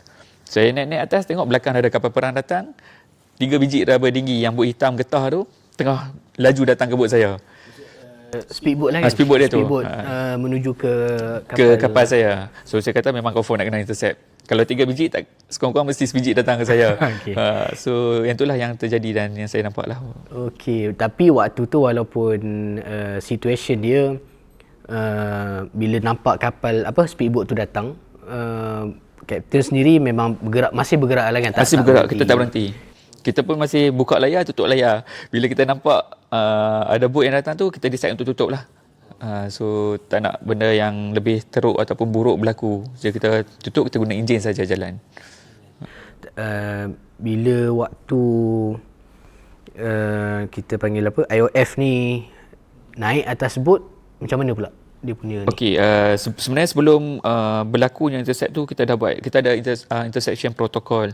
Tu kita dah bincang, okey, kedudukan macam mana, siapa duduk dekat mana, kalau kata terjadi apa nak kena buat. So kita dah decide sebelum benda tu terjadi. Jadi masa berlakunya intercept tu kita just follow apa yang arahan perbincangan yang kita dah tetapkan dengan kru-kru kita pada waktu tu. Jadi macam bot saya, masa kena berlakunya intercept tu, kita duduk dalam posisi yang mana kita dah tuju sebelum tu lah. Tetapi pada waktu intercept tu jadi lain. IOF nak kita ke depan, yang mana kita tak bincang pun pada waktu tu. Jadi saya punya organizer, yang ni lah peranan dia sebenarnya peranan dia untuk communicate dengan IOF ni kalau kata apa-apa terjadi. So captain takkan communicate dengan IOF sebab kita nak protect captain tu. Jadi organizer ni communicate, dia kata kita ada orang tua, kita ada orang kurang upaya, diorang tak boleh nak ke depan dengan keadaan ombak pada waktu tu, dengan keadaan diorang pada masa tu memang tak mengizinkan diorang untuk ke depan. Jadi IOF minta cuma yang muda-muda pergi ke depan, yang diorang yang tak boleh ni duduk di belakang. So dia akan jadi pecah dua kumpulan lah atas kapal saya waktu kena intercept tu. Okey, tapi maksudnya waktu intercept tu memang terus dibawa pergi ke kapal penjara kapal. Penjara kapal. Terus dibawa ke situ. Selalunya tak, dia naik dulu, dia cek seorang-seorang, dia selongkak semua tu, kapal-kapal tu apa semua, dia cari mungkin barang-barang yang dia anda boleh nak salahkan kita orang. Kita mungkin bawa senjata, dadah dan sebagainya. So dia selongkak-selongkak semua, dia cari kita punya pasport, dia cek-cek semua orang. Lepas tu agak lama juga sebenarnya, dalam 45 minit macam tu baru dia pindahkan kita ke penjara kapal tu. Okey. Sebelum kita ke penjara kapal, Tuan CEO, selaku technician, ada tak bila IOF ni datang, benda yang kita paling tak nak sekali IOF ni buat? Maksudnya part mana yang nak rosakkan bot ke? Sebab kita nak make sure kapal kita ni masih terus berjalan. Tapi bila IOF datang tu, ada tak part yang merisaukan lah Tuan CEO bila dia datang tu? Malam tu kita orang dah dapat gangguan signal. Tapi kapten pandu laju. Memang saya pun dah modify enjin tu supaya ada turbo, ada NOS semua. Supaya dia boleh pakai, tak ada rosak lah. Sebab bila kau tengah lenjan enjin tu, tiba-tiba jam enjin. Lagi jam. Harapkan layar 2 knot, 3 knot je tuan. Harapkan layar. Harapkan enjin lah kita akan dapat 7-8 knot. Tambahlah angin tu 2 knot, dapat 9 knot. Kapal saya pergi paling laju 10 knot. Bukan saya kata, isteri saya kata. Sebab dia tengok daripada tracker. Dia kata, paling laju 10 knot, 10.2 dia kata. Memang betul lah. Sebab ada layar, ada enjin. Selain daripada tu, kapten sebenarnya nak beritahu Tok Syafiq, kapten nak jaga enjin tu dan juga layar dalam satu masa, kerja yang susah. Betul tak, man? Kerja yang susah. Sebab dia kena tengok angin, arah, nak buka berapa besar, nak tutup berapa besar. Sebab buka kecil, dapat speed kecil. Kena buka besar. Yang tu semua baru saya belajar. Kau tak tahu. Yang tu, Technical lah, yang tu tak ada technical. dekat dalam marine engineering bosku. Angle pula. Itu saya cakap angle arah tu. Tu saya cakap tadi arah. Jadi malam tu tak berlaku intercept. Tapi saya ada satu kawan tuan-tuan. Saya kena sebutlah dia. Sebab bagi saya dia punya nasihat tu sangat berguna lah bagi saya. Iaitu adik Ardel. Okey, Ardel Nur Hidayah. Aku kena sebut juga nama dia. Sebab apa? Dia mesej saya, dia mesej budak-budak ni semua. Dia cakap, ingat kalau boleh makan awal. Tapi dia tak cakap pasal intercept Abang Tuan Syafiq.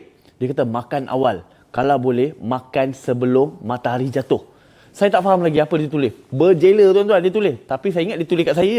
Dia tulis dekat Kapten Hazwan, dia tulis kat Kapten Razman. Dia tulis, dia hantar. Kalau boleh makan awal, makan sebelum matahari jatuh. Kita tak tahu apa yang berlaku. Saya tak apa dia budak ni. Kau dah tak join sumut, balik lah. Tetapi information dia memberi makna. Bila mana kapal tu kalau kena intercept malam, kau tak makan, memang kau tak akan makan satu hari tu sampai esoknya. So, benda tu penting tuan-tuan. Kadang-kadang kena tanya orang-orang yang dah pernah pergi sebelum ni kan. Macam Haji Zainal. Dia bagi saya ilmu makrifat yang berbeza. Dia kata, nanti hang kena tangkap, hang pakai 4 helai baju. Hang pakai je baju-baju yang hang kata lawa tu, hang pakai je. Jadi, hang pergi sana, dia suruh hang buka satu baju je. Dalam ada 3 helai lagi. Okay. Itu saya cakap, makrifat dia berbeza. Bila pergi sana, saya kena buka 1, 2, 3. Lala saya bogil. Orang lain tak bogil tuan-tuan. Saya kena bogil. Sebab saya pakai 4 helai baju. Jadi masa saya kena intercept tu, kita orang dah tahu. Pagi esok, kapten dah kejut bilik. Al bangun. Kita nak kena intercept tengah berlaku sekarang. Saya tengok jam pukul 8 pagi. Tengok jam pukul 8 pagi. Awalnya. Sebab saya duty pukul 11 pagi. Jadi saya patut tidur lagi. Saya akan bangun dalam pukul 10 macam tu. Sebab kita orang duty, tidur. Duty, tidur. Duty, tidur, makan. Duty, tidur, makan. Jadi bila tengok pukul 8 apa ni? Awal lagi Saya baru tidur pukul 3 pagi, 4 pagi tadi. Baru 3 jam tidur. Dah kena kejut. Dia kata bangun, kita kena intercept. Pakai life jacket semua. Saya pun pakai life jacket. Yang mana sempat buat video, sempatlah buat. Lepas tu kita orang dah beritahu. Saya sebagai first mate ataupun technician, dia suruh saya duduk bawah untuk jaga anak-anak buah ni. Yang saya cakap tadi, ada badak sumbu, ada yang malah dengar ni semua kan. Dia dan juga koordinator duduk atas. Benda ni dah salah. Koordinator dah tak ada kerja dah. Engkau tak payah nak sibuk-sibuk dengan kapten. Tapi disebabkan koordinator ni dia diberi kuasa besar. Jadi koordinator diberi kuasa besar. Jadi koordinator duduk sebelah kapten. Sepatutnya saya yang kena duduk sebelah kapten. Saya ni malas saya nak ulang ayat saya 24 tahun kan. Nanti orang cakap aku cakap besar pula. Tapi saya geram kadang-kadang dengan condition yang telah merencatkan proses dan juga pengalaman kami. Memang betul-betul saya rasa macam rugilah. Sangatlah mereka rugi, mereka tak guna ilmu dan kepakaran kami. Jadi saya diarah duduk bawah. Saya duduk je bawah. Kita kan orang Malaysia, jangan buat hal. Kita jangan lawan kan. Kita buat nama baik kita. Duduk bawah, saya jaga radio. Radio tak dapat dengar apa kan. Radio dah bunyi. Lepas tu buka channel 16, dengar lagu Mexico. Dengar. Kita panggil Mayday, tak dengar apa-apa tu kan. Dengan harapan Cyprus dapat tolong kita. Negara Cyprus dapat tolong kita. Tak ada. Datang IOF, saya punya nenek, dia dalam tu ada satu nurse lah, nama dia Amy. Dia nampak, dia kata, cakap bahasa Sepanyol. Saya tengok, Allah, ada dekat 8 ke 9 orang dengan senjata macam ni. Apa perasaan tuan bila nampak orang macam tu? Satu je, jangan dia tembak kita. Sebab kita tak tahu peluru dalam tu peluru apa. Sekarang saya boleh bagi tahulah, peluru dalam tu peluru getah. Tapi peluru tu boleh mencederakan tuan. Dan mereka memang arahkan untuk tembak bawah daripada pusat. Tapi cukuplah kalau dia tembak buku lali. Saya nampak tuan, dia tembak buku lali seorang peserta dekat dalam penjara tahanan. Buku lali dan dia tak boleh berjalan. Keesokannya dia nak kena discharge ke dalam penjara, dia kena guna kursi roda. Itu baru buku lali tuan-tuan. Guna peluru getah. Jadi korang cuba fikirkan. Berapakah kelajuan yang digunakan? Berapakah meter per second yang dia lalu? Bola getah tu. Sampai tulang dia retak. Tak boleh berjalan langsung. Peluru mereka dicipta untuk mencederakan ahli sumut flotilla, bukan untuk membunuh. Tapi cukuplah kalau mencederakan, kita dah tak boleh buat apa. Kita bukan menjalani kursus asas ketenteraan untuk pergi sana. Kita daripada agogo datang join sumut flotilla, jual kereta, jual motor, ada yang hilang kerja masuk sumut flotilla ni. Tak ada pun mengarap apa-apa. Jadi masa kena sampai tu, saya borak lah macam biasa. Sebab saya tak tahu kenapa. Kawan saya ada seorang kawan, Kapten Hazwan. Dia cakap dengan saya, entahlah Cip, aku masa first time kena, aku tak ada rasa takut. Mungkin Allah campak, terus hilangkan perasaan takut. Betul apa dia cakap. Saya tengok tentera tu, saya tengok senjata dia takut. Lepas tu, lepas dia panjat atas kapal saya, dia geledah semua macam Kapten Razman cakap. Saya borak je dengan Meksik orang komando ni. Oi, kau dari mana? Dia kata, aku orang Arab. Oh, kau nak cakap apa-apa tak? Aku nak rakam. Cakap, tak ada lah. Where are you from? Saya orang Malaysia. Oh, Malaysia. Aku pernah datang Phuket. Aku tengok dalam hati, siap kau. Phuket Lepas ni, kau jangan terkejut. Ada orang siram tom yam panas kat kepala kau. Sebab dia orang suka jalan ke Phuket. Saya buat research, tuan-tuan. Memang betul, 70% tanah dekat Kopangan mereka dah miliki. Ya, saya ulang nama pulau tu Kopangan. So, pandai-pandailah yang mana buat kerja tu. Okey, senyap-senyap dah. Okey, kita sambung balik. jadi itu yang berlaku. Saya sembang dengan dia macam kawan. Saya punya organizer dengan kapten ni, Al, jangan cakap dengan dia. Jangan cakap dengan dia. Saya kata, bukan, dia ni orang Arab. Saya rasa dia ni Islam lah. Saya punya naluri cakap dia ni orang Islam. Okey, saya ceritalah sikit berkenaan dengan tentera Israel ni. Mereka ni bukannya bergendak pun nak kerja dengan tentera Israel. Tapi bila mereka bekerja dan berkhidmat dengan tentera Israel, mereka akan dapat kebajikan. Anak-anak mereka akan disambung belajar sampai ke habis pengajian tinggi. Mereka akan dapat rumah, mereka akan dapat gaji dan juga kehidupan yang selesa dekat Israel. Dengan bantuan korang kerja saja sebagai tentera. Dan juga government job lain. Sebab tu korang akan jumpa Yahudi-Yahudi daripada kulit hitam ni semua. And korang pelik juga macam mana Yahudi, sebab mereka daripada Habsyah. Ataupun kita panggil sekarang ni Utopia. Dulu nama dia Habsyah lah. Sekarang dah tukar nama pada Utopia. Jadi diorang ni semua ada kepala kecil. Dekat sini ada kepiah yang putu piring tu. Saya nak dia cabut ni kan. Tapi kalau saya cabut, saya tahu saya mungkin lebih lama daripada Razman. Lebih lama saya duduk dekat istana dekat sana. Okey, sambung balik. Kita nak dengar cerita pula berkenaan dengan proses dan juga mungkin Kapten Razman boleh ceritakan jugalah maksudnya apa yang terjadi sebenarnya pada Kapten Razman sewaktu proses di penjara ataupun daripada kapal penjara nak dibawa ni sampai mengakibatkan Kapten Razman sendiri perlu masuk ward dan jalankan pembedahan. Okey, untuk daripada masa kita kena intercept, dia berbeza-beza setiap orang dan juga setiap boat. Siapa yang kena dulu, dia akan lebih lama di dalam penjara kapal. So, siapa yang kemudian, dia akan lebih singkatlah masa dia. Contoh macam saya, 3 hari 2 malam atas cruise ke penjara kapal. Okey. 3 hari 2 malam atas penjara kapal. Penjara kapal. Okay. So, macam Harok pula, dia lebih kurang dalam 1 hari 1 malam je. Sebab dia antara kapal yang terakhir. Di kapal ayah dia last. Dia kena hari ni, esok pagi, esok tengah hari tu dah sampai ke Ashdod. Dah sampai Ashdod. So, memang untuk dia singkat lah. Kita orang ni bila lah nak sampai... Aku kena 3 hari 2 malam. 2 malam tu mencari-cari matahari mana jatuh nak sembahyang. Berebut doktor, saya ada satu karani lah, wali daripada Global Sumut Flotilla Malaysia. Dia tidur je, tiba-tiba dia bangun, dia letak kaki macam ni. Tuan hamba rasa telah masuk waktu isyak. Jom kita solat. Dr. Shak. Siapa Dr. Shak? Dr. Shak ni adalah kita punya karamah. Kan? Dia tidur je, tiba-tiba dia bangun, telah masuk waktu subuh. Jom kita solat. Saya ikut je dia. Sebab dia kan orang tua kan. Dan janggut dia lagi panjang daripada kuku saya. Jadi saya tengok, wah dia ni memang... Tiba-tiba saya rasa kapal sedang menuju ke arah utara ni. Dandan je Dr. Shak ni pun. Aku gelak kat kadang-kadang. Dia duduk macam ni. Saya rasa sekarang kapal sedang bergerak ke dalam arah utara. Sekarang selatan sikit. Enjin tengah bergerak ni. Sebab Tuan Syafiq, kapal tu bergerak, kita tak rasa pun. Setuju tak? Kita tak rasa. Sebab kita duduk dalam tahanan, kita tak rasa kapal tu sedang bergerak. Kita tak tahu pun tak bergerak. tahu. Kadang-kadang dia orang tanya saya, sebab saya kan chief engineer, kerja laut lama. Chief, Kapten Samad tanya saya, Chief, kau rasa kapal tengah jalan? Saya cuba nak dengar vibration. Tak dengar apa, tuan-tuan. Tak dengar apa-apa. Sampai macam tu perfect kapal dia orang. Bukan nak cakap kapal dia hebat. Dia orang punya enjin smooth betul. tak dengar bunyi gas enjin. Tahu-tahu dia orang dah hilang daripada sebab saya dengan Kapten Razman lain-lain penjara.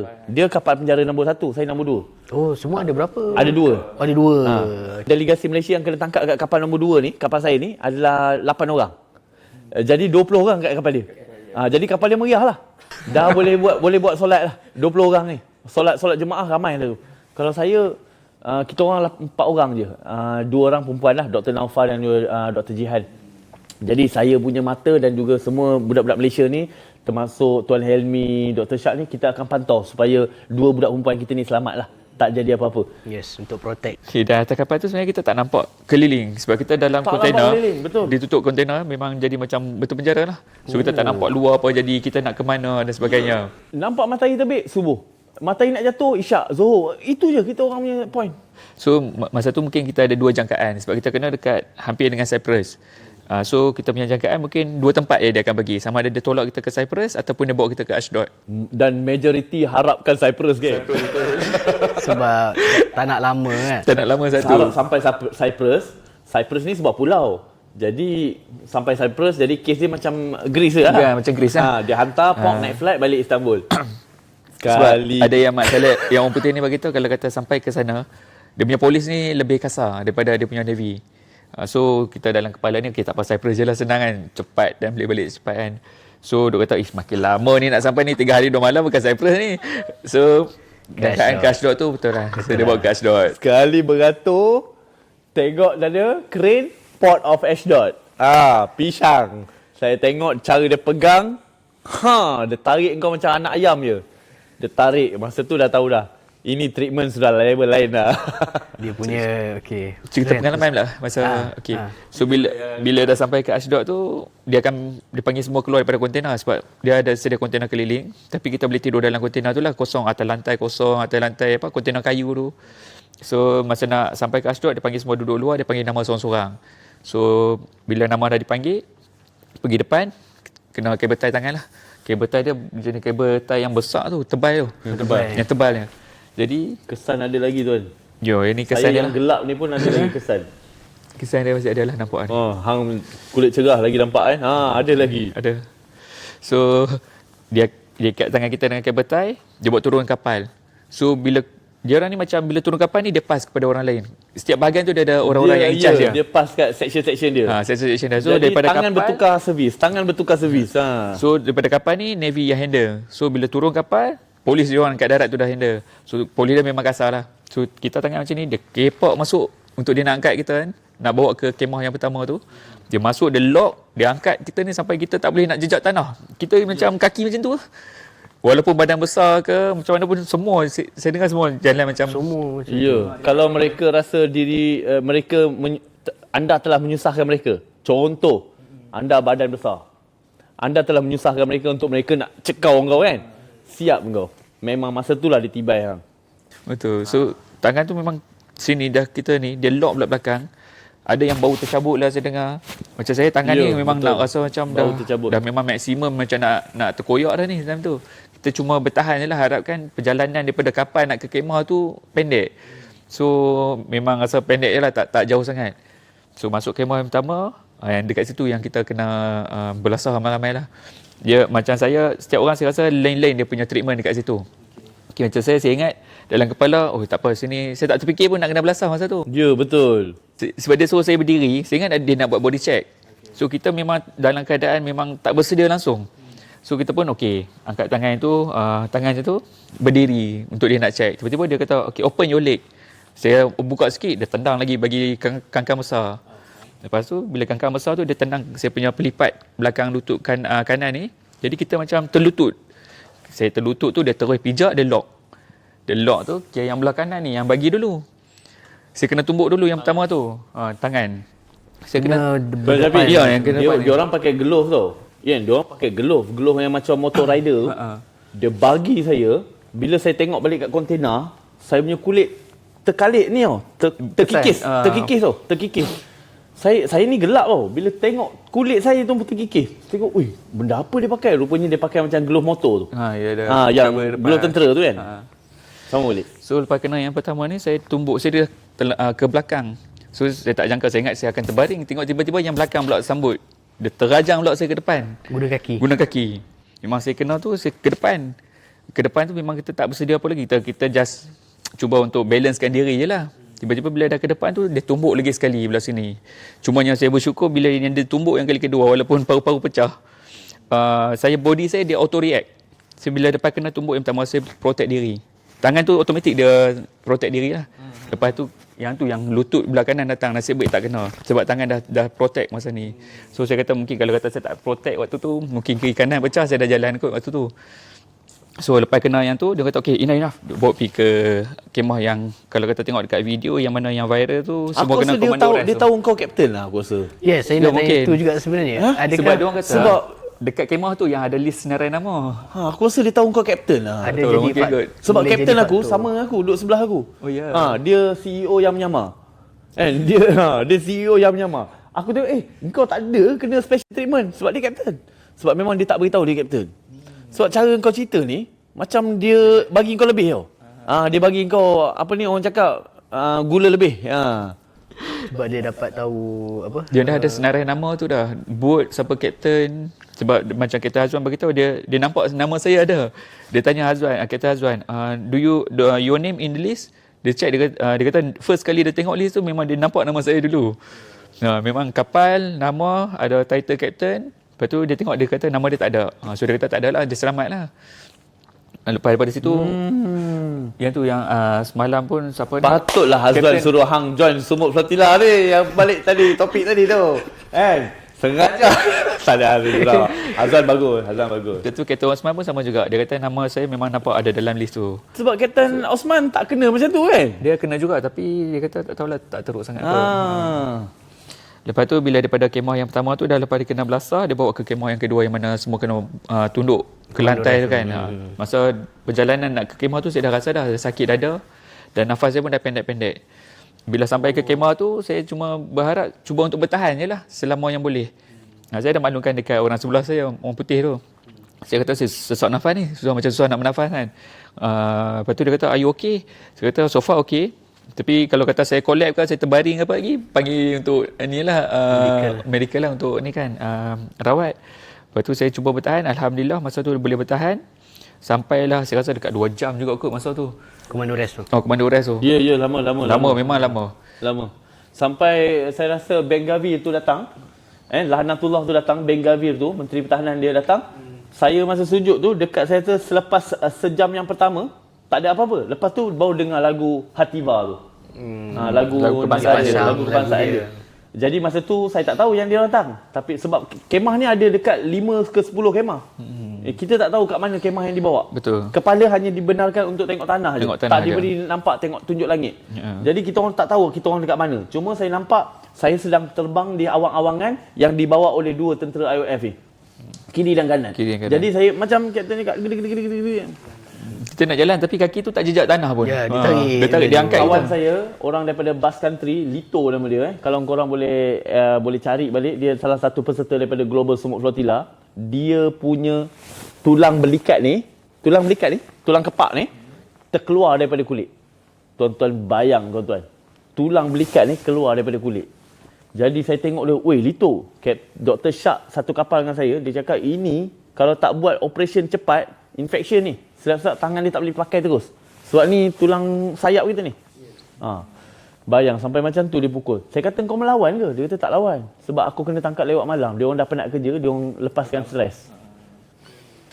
So daripada yang tempat yang komando rest, dia bawa ke immigration. So immigration ni agak panjang sikit sebab ramai proses, checkpoint banyak dan sebagainya. Dan dekat situ pun ada juga ada body body abuse lah, kena belasah juga, kena tampar, ada yang kena tumbuk, dicucuk dengan benda tajam. Dan Yang worst scenario tu dia bagi injection air putih. 2 orang tu jadi gelabah sampai masuk kontainer. Dia inject me here. Lepas tu tengok injection memang ada kesan dia inject. Tak tahu, tak jadi apa-apa. Dia bagi psikologi. Dia injection mungkin air garam. Air laut dia. Lepas tu lepas daripada immigration tu keluar terus naik Black Maria ke penjara lah. Tapi boleh dikatakan sepanjang tu memang dia akan mentally dia sepanjang tu macam cerita car wash nak repair kereta Formula 1 lah. Yang ni bahagian tayar, yang ni bahagian enjin, yang ni bahagian body, yang ni bahagian sayap dia. Betul. Setiap tempat tu berdebak. Lalu sini berdebak. Lalu sini berdebak. Oh, sini selamat sikit. Sini selamat sikit berdebak. Baru Black Maria. Ada dia punya apa? Dia bagi torture torture. Tapi kalau kata mentally torture tu memang sepanjang masa. Tapi tuan-tuan saya nak bagi tahulah, Rabbi yasir wala tu'asir Rabbi tamam bi khair. Ayat tu memang menjadi untuk saya. Saya pun tak tahulah, mungkin mereka nampak saya kesian ke ataupun orang kulit hitam tak ramai. Jadi dia orang tengok, nak try tengok budak ni kesian ni kan, dah hilang 11 kilo. Aku bagi ni hilang dia terus nanti. Jadi mungkin sebab tu juga Dr. Captain Razman kena. Sebab masa tu memang saya punya rambut dah serabai dah. Saya punya rambut dah macam ni dah. Saya dapat tengok gambar saya ni masa dia orang ambil gambar kat immigration tu. Smile. Okay, your face. Saya tengok muka saya, ya Allah, ini ke muka aku?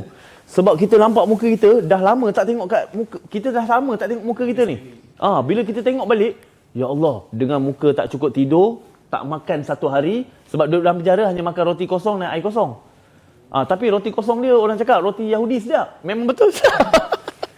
Kita makan sekadar untuk lapik perut je lah. Lapik perut, alhamdulillah. Bukan untuk kenyang lah. Sebab kalau makan banyak nanti nak membuang. Bila membuang, toilet dia tak ada air, tak ada tisu apa bagai. Pandai-pandai kau berak. Buka tu terus takungan semua dalam tu. Kita nampak dengan bau keluar semua memang tak selesa. Okey, dah dalam kita termasuk part ni kan. Kongsikan dia punya keadaan fizikal tempat tu, penjara tu. Itulah mana? Kalau ada papan putih, saya boleh lukis macam mana. Jangan lukis kat sini. Saya kalau orang panggil podcast, kita bagi yang terbaik ni.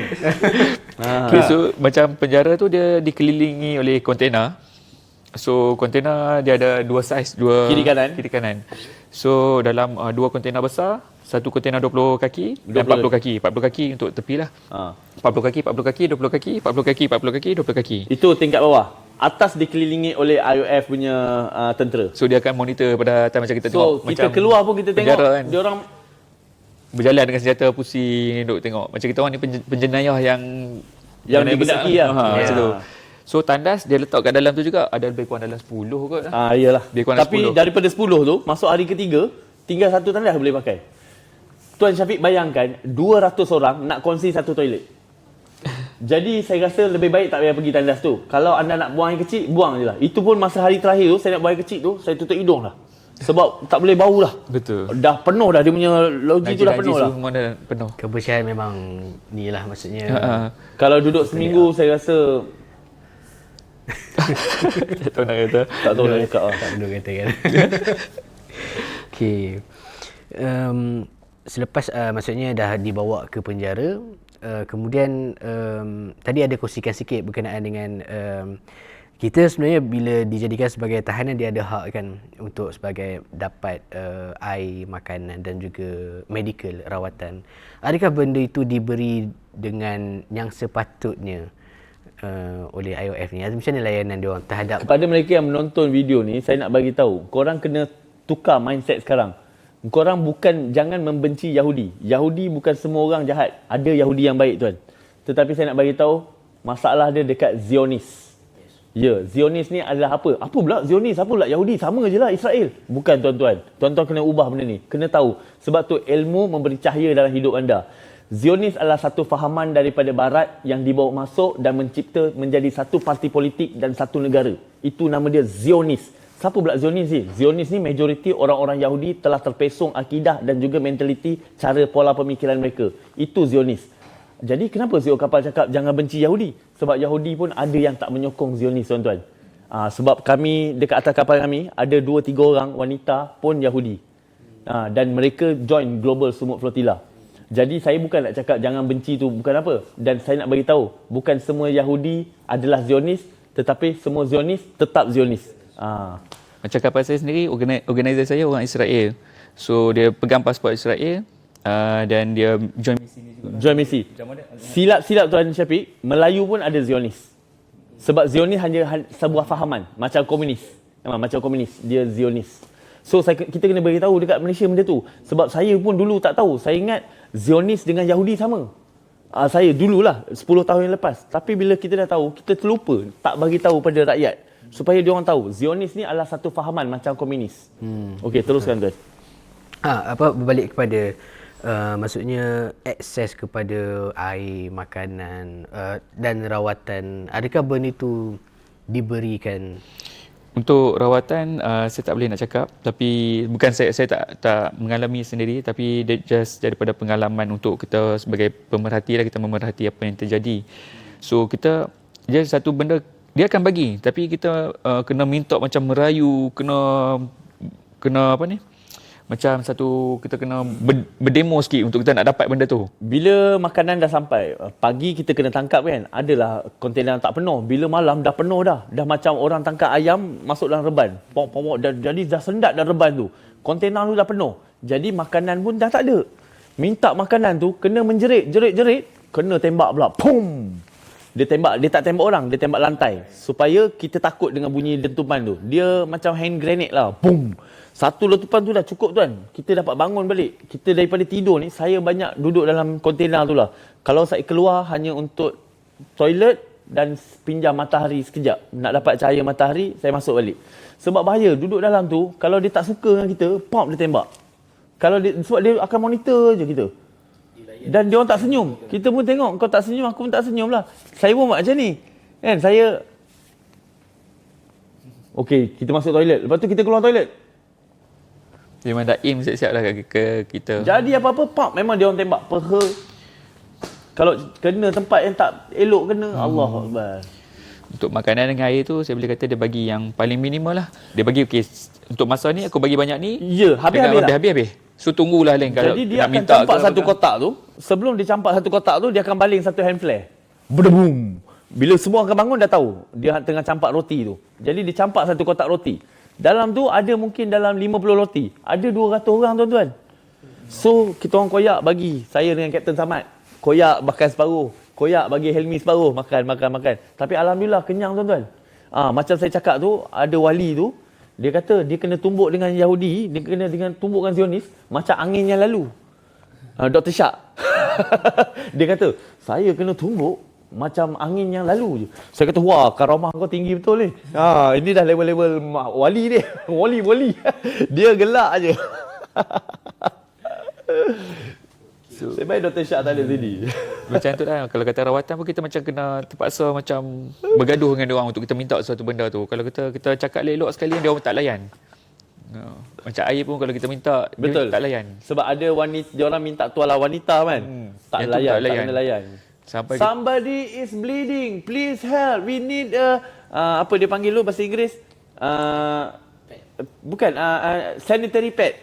We need a sanitary pad for the woman. Tak kena layan. Sampai esok baru saya tak tahu dia orang dapat ke tak dapat, tak tahu. Ada lagi tak kekejaman sewaktu dalam penjara yang nak dikongsi? Kami dijadikan seperti tikus di dalam makmal untuk membuat latihan mereka. Itu yang saya boleh cakap. Setiap kali makan, dia orang datang dengan perisai, dengan fully set, macam nak bunuh orang. Lepas tu tengok kenapa? Dia suruh beratur.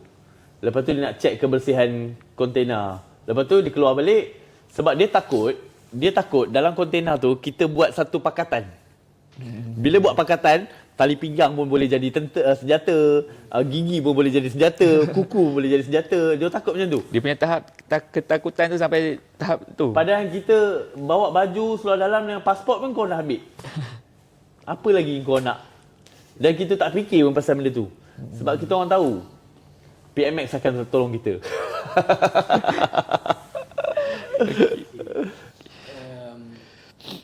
Ada nak kongsikan lagi ke tak? Tak ada. Kita tunggu Tuan Syafiq punya soalan. Okey. Pak, saya dah ketepikan dah. Maksudnya dah soalan spontan dah. Itulah penonton kita pada hari ini.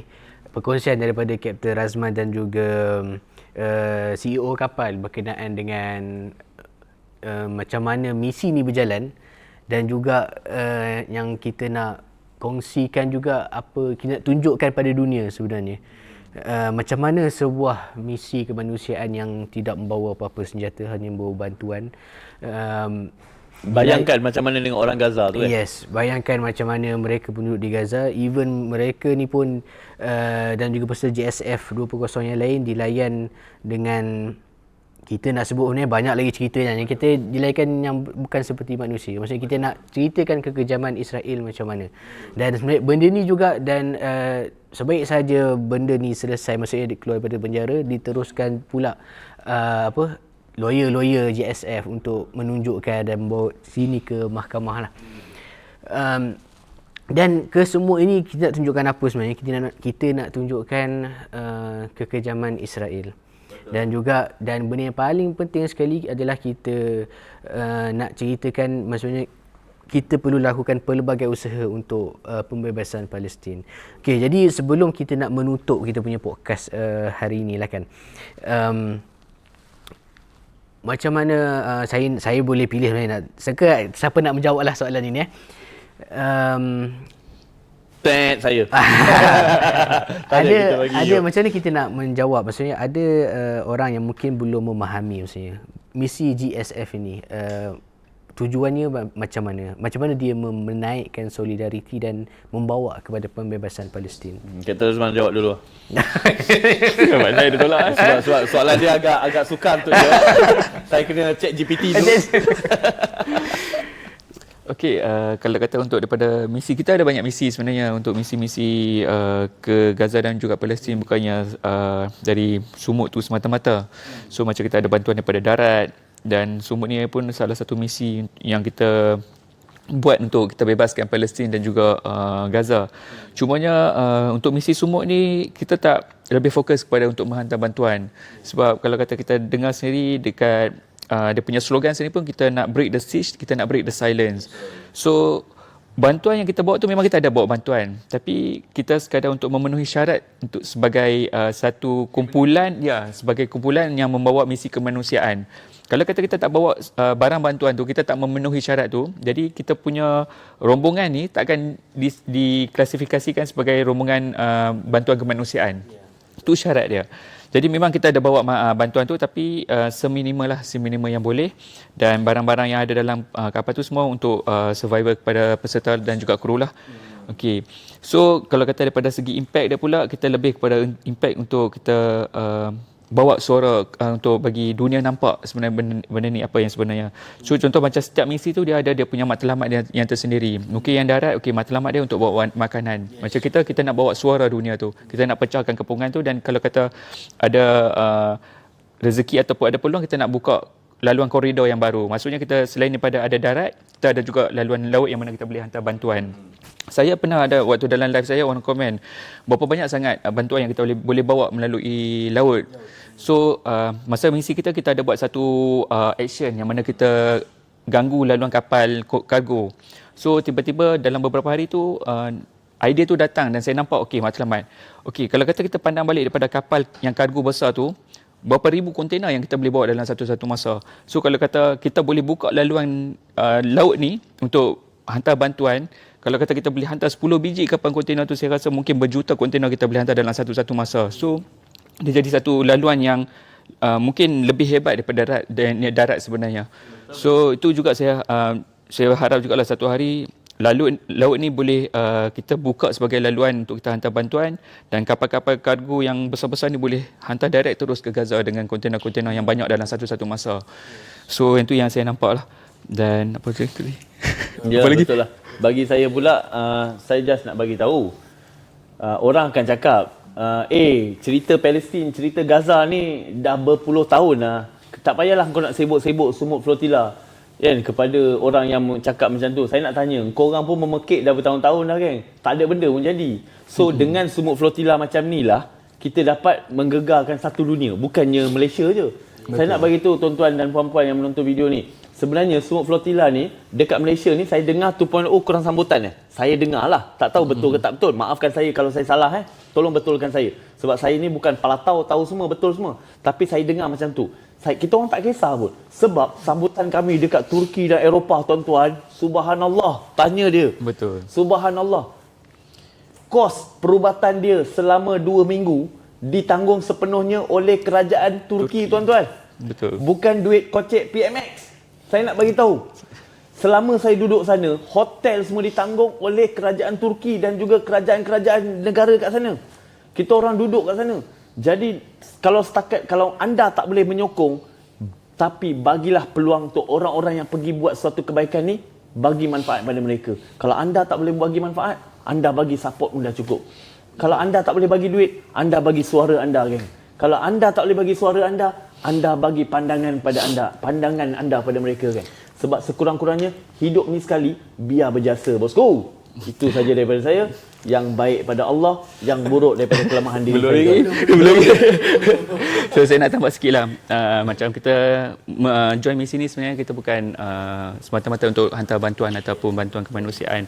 Tapi sebenarnya kita nak membela Gaza dan juga Palestin itu sendiri. Sebab diorang tak ada peluang untuk nak membela diri diorang sendiri. Betul. Jadi dengan kehadiran kita, dengan apa yang terjadi dengan kita ni, rakyat dunia boleh pandang, buka mata dengan apa yang terjadi dan bersuara dan pertahankan Gaza dan juga Palestin. Tuan Syafiq, bayang awak tengah balik daripada sekolah.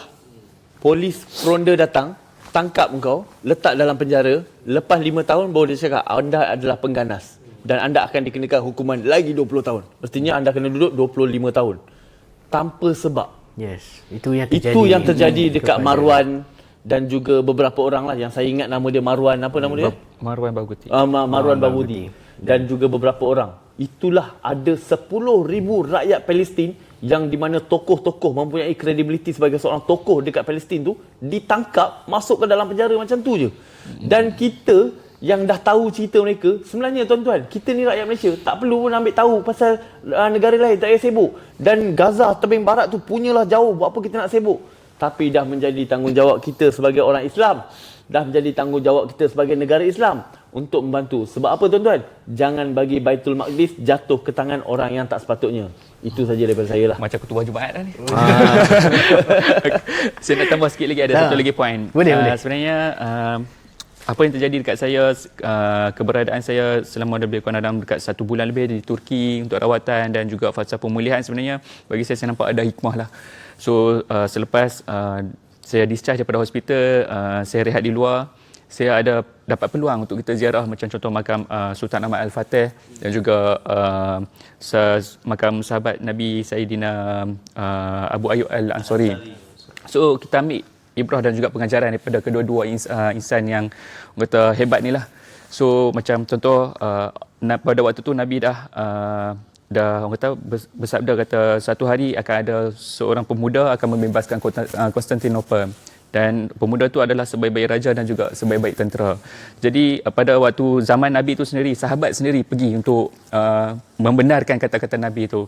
Tapi Allah tak izinkan, dia syahid pada waktu itu dan juga beberapa sahabat yang lain. Tapi benda tu dia tak mematahkan semangat dan juga untuk tidak ataupun membatalkan apa yang Nabi telah kata pada waktu itu. Dan sebenarnya dia telah membakar satu lagi semangat yang baru untuk generasi-generasi yang seterusnya untuk meneruskan perjuangan tu.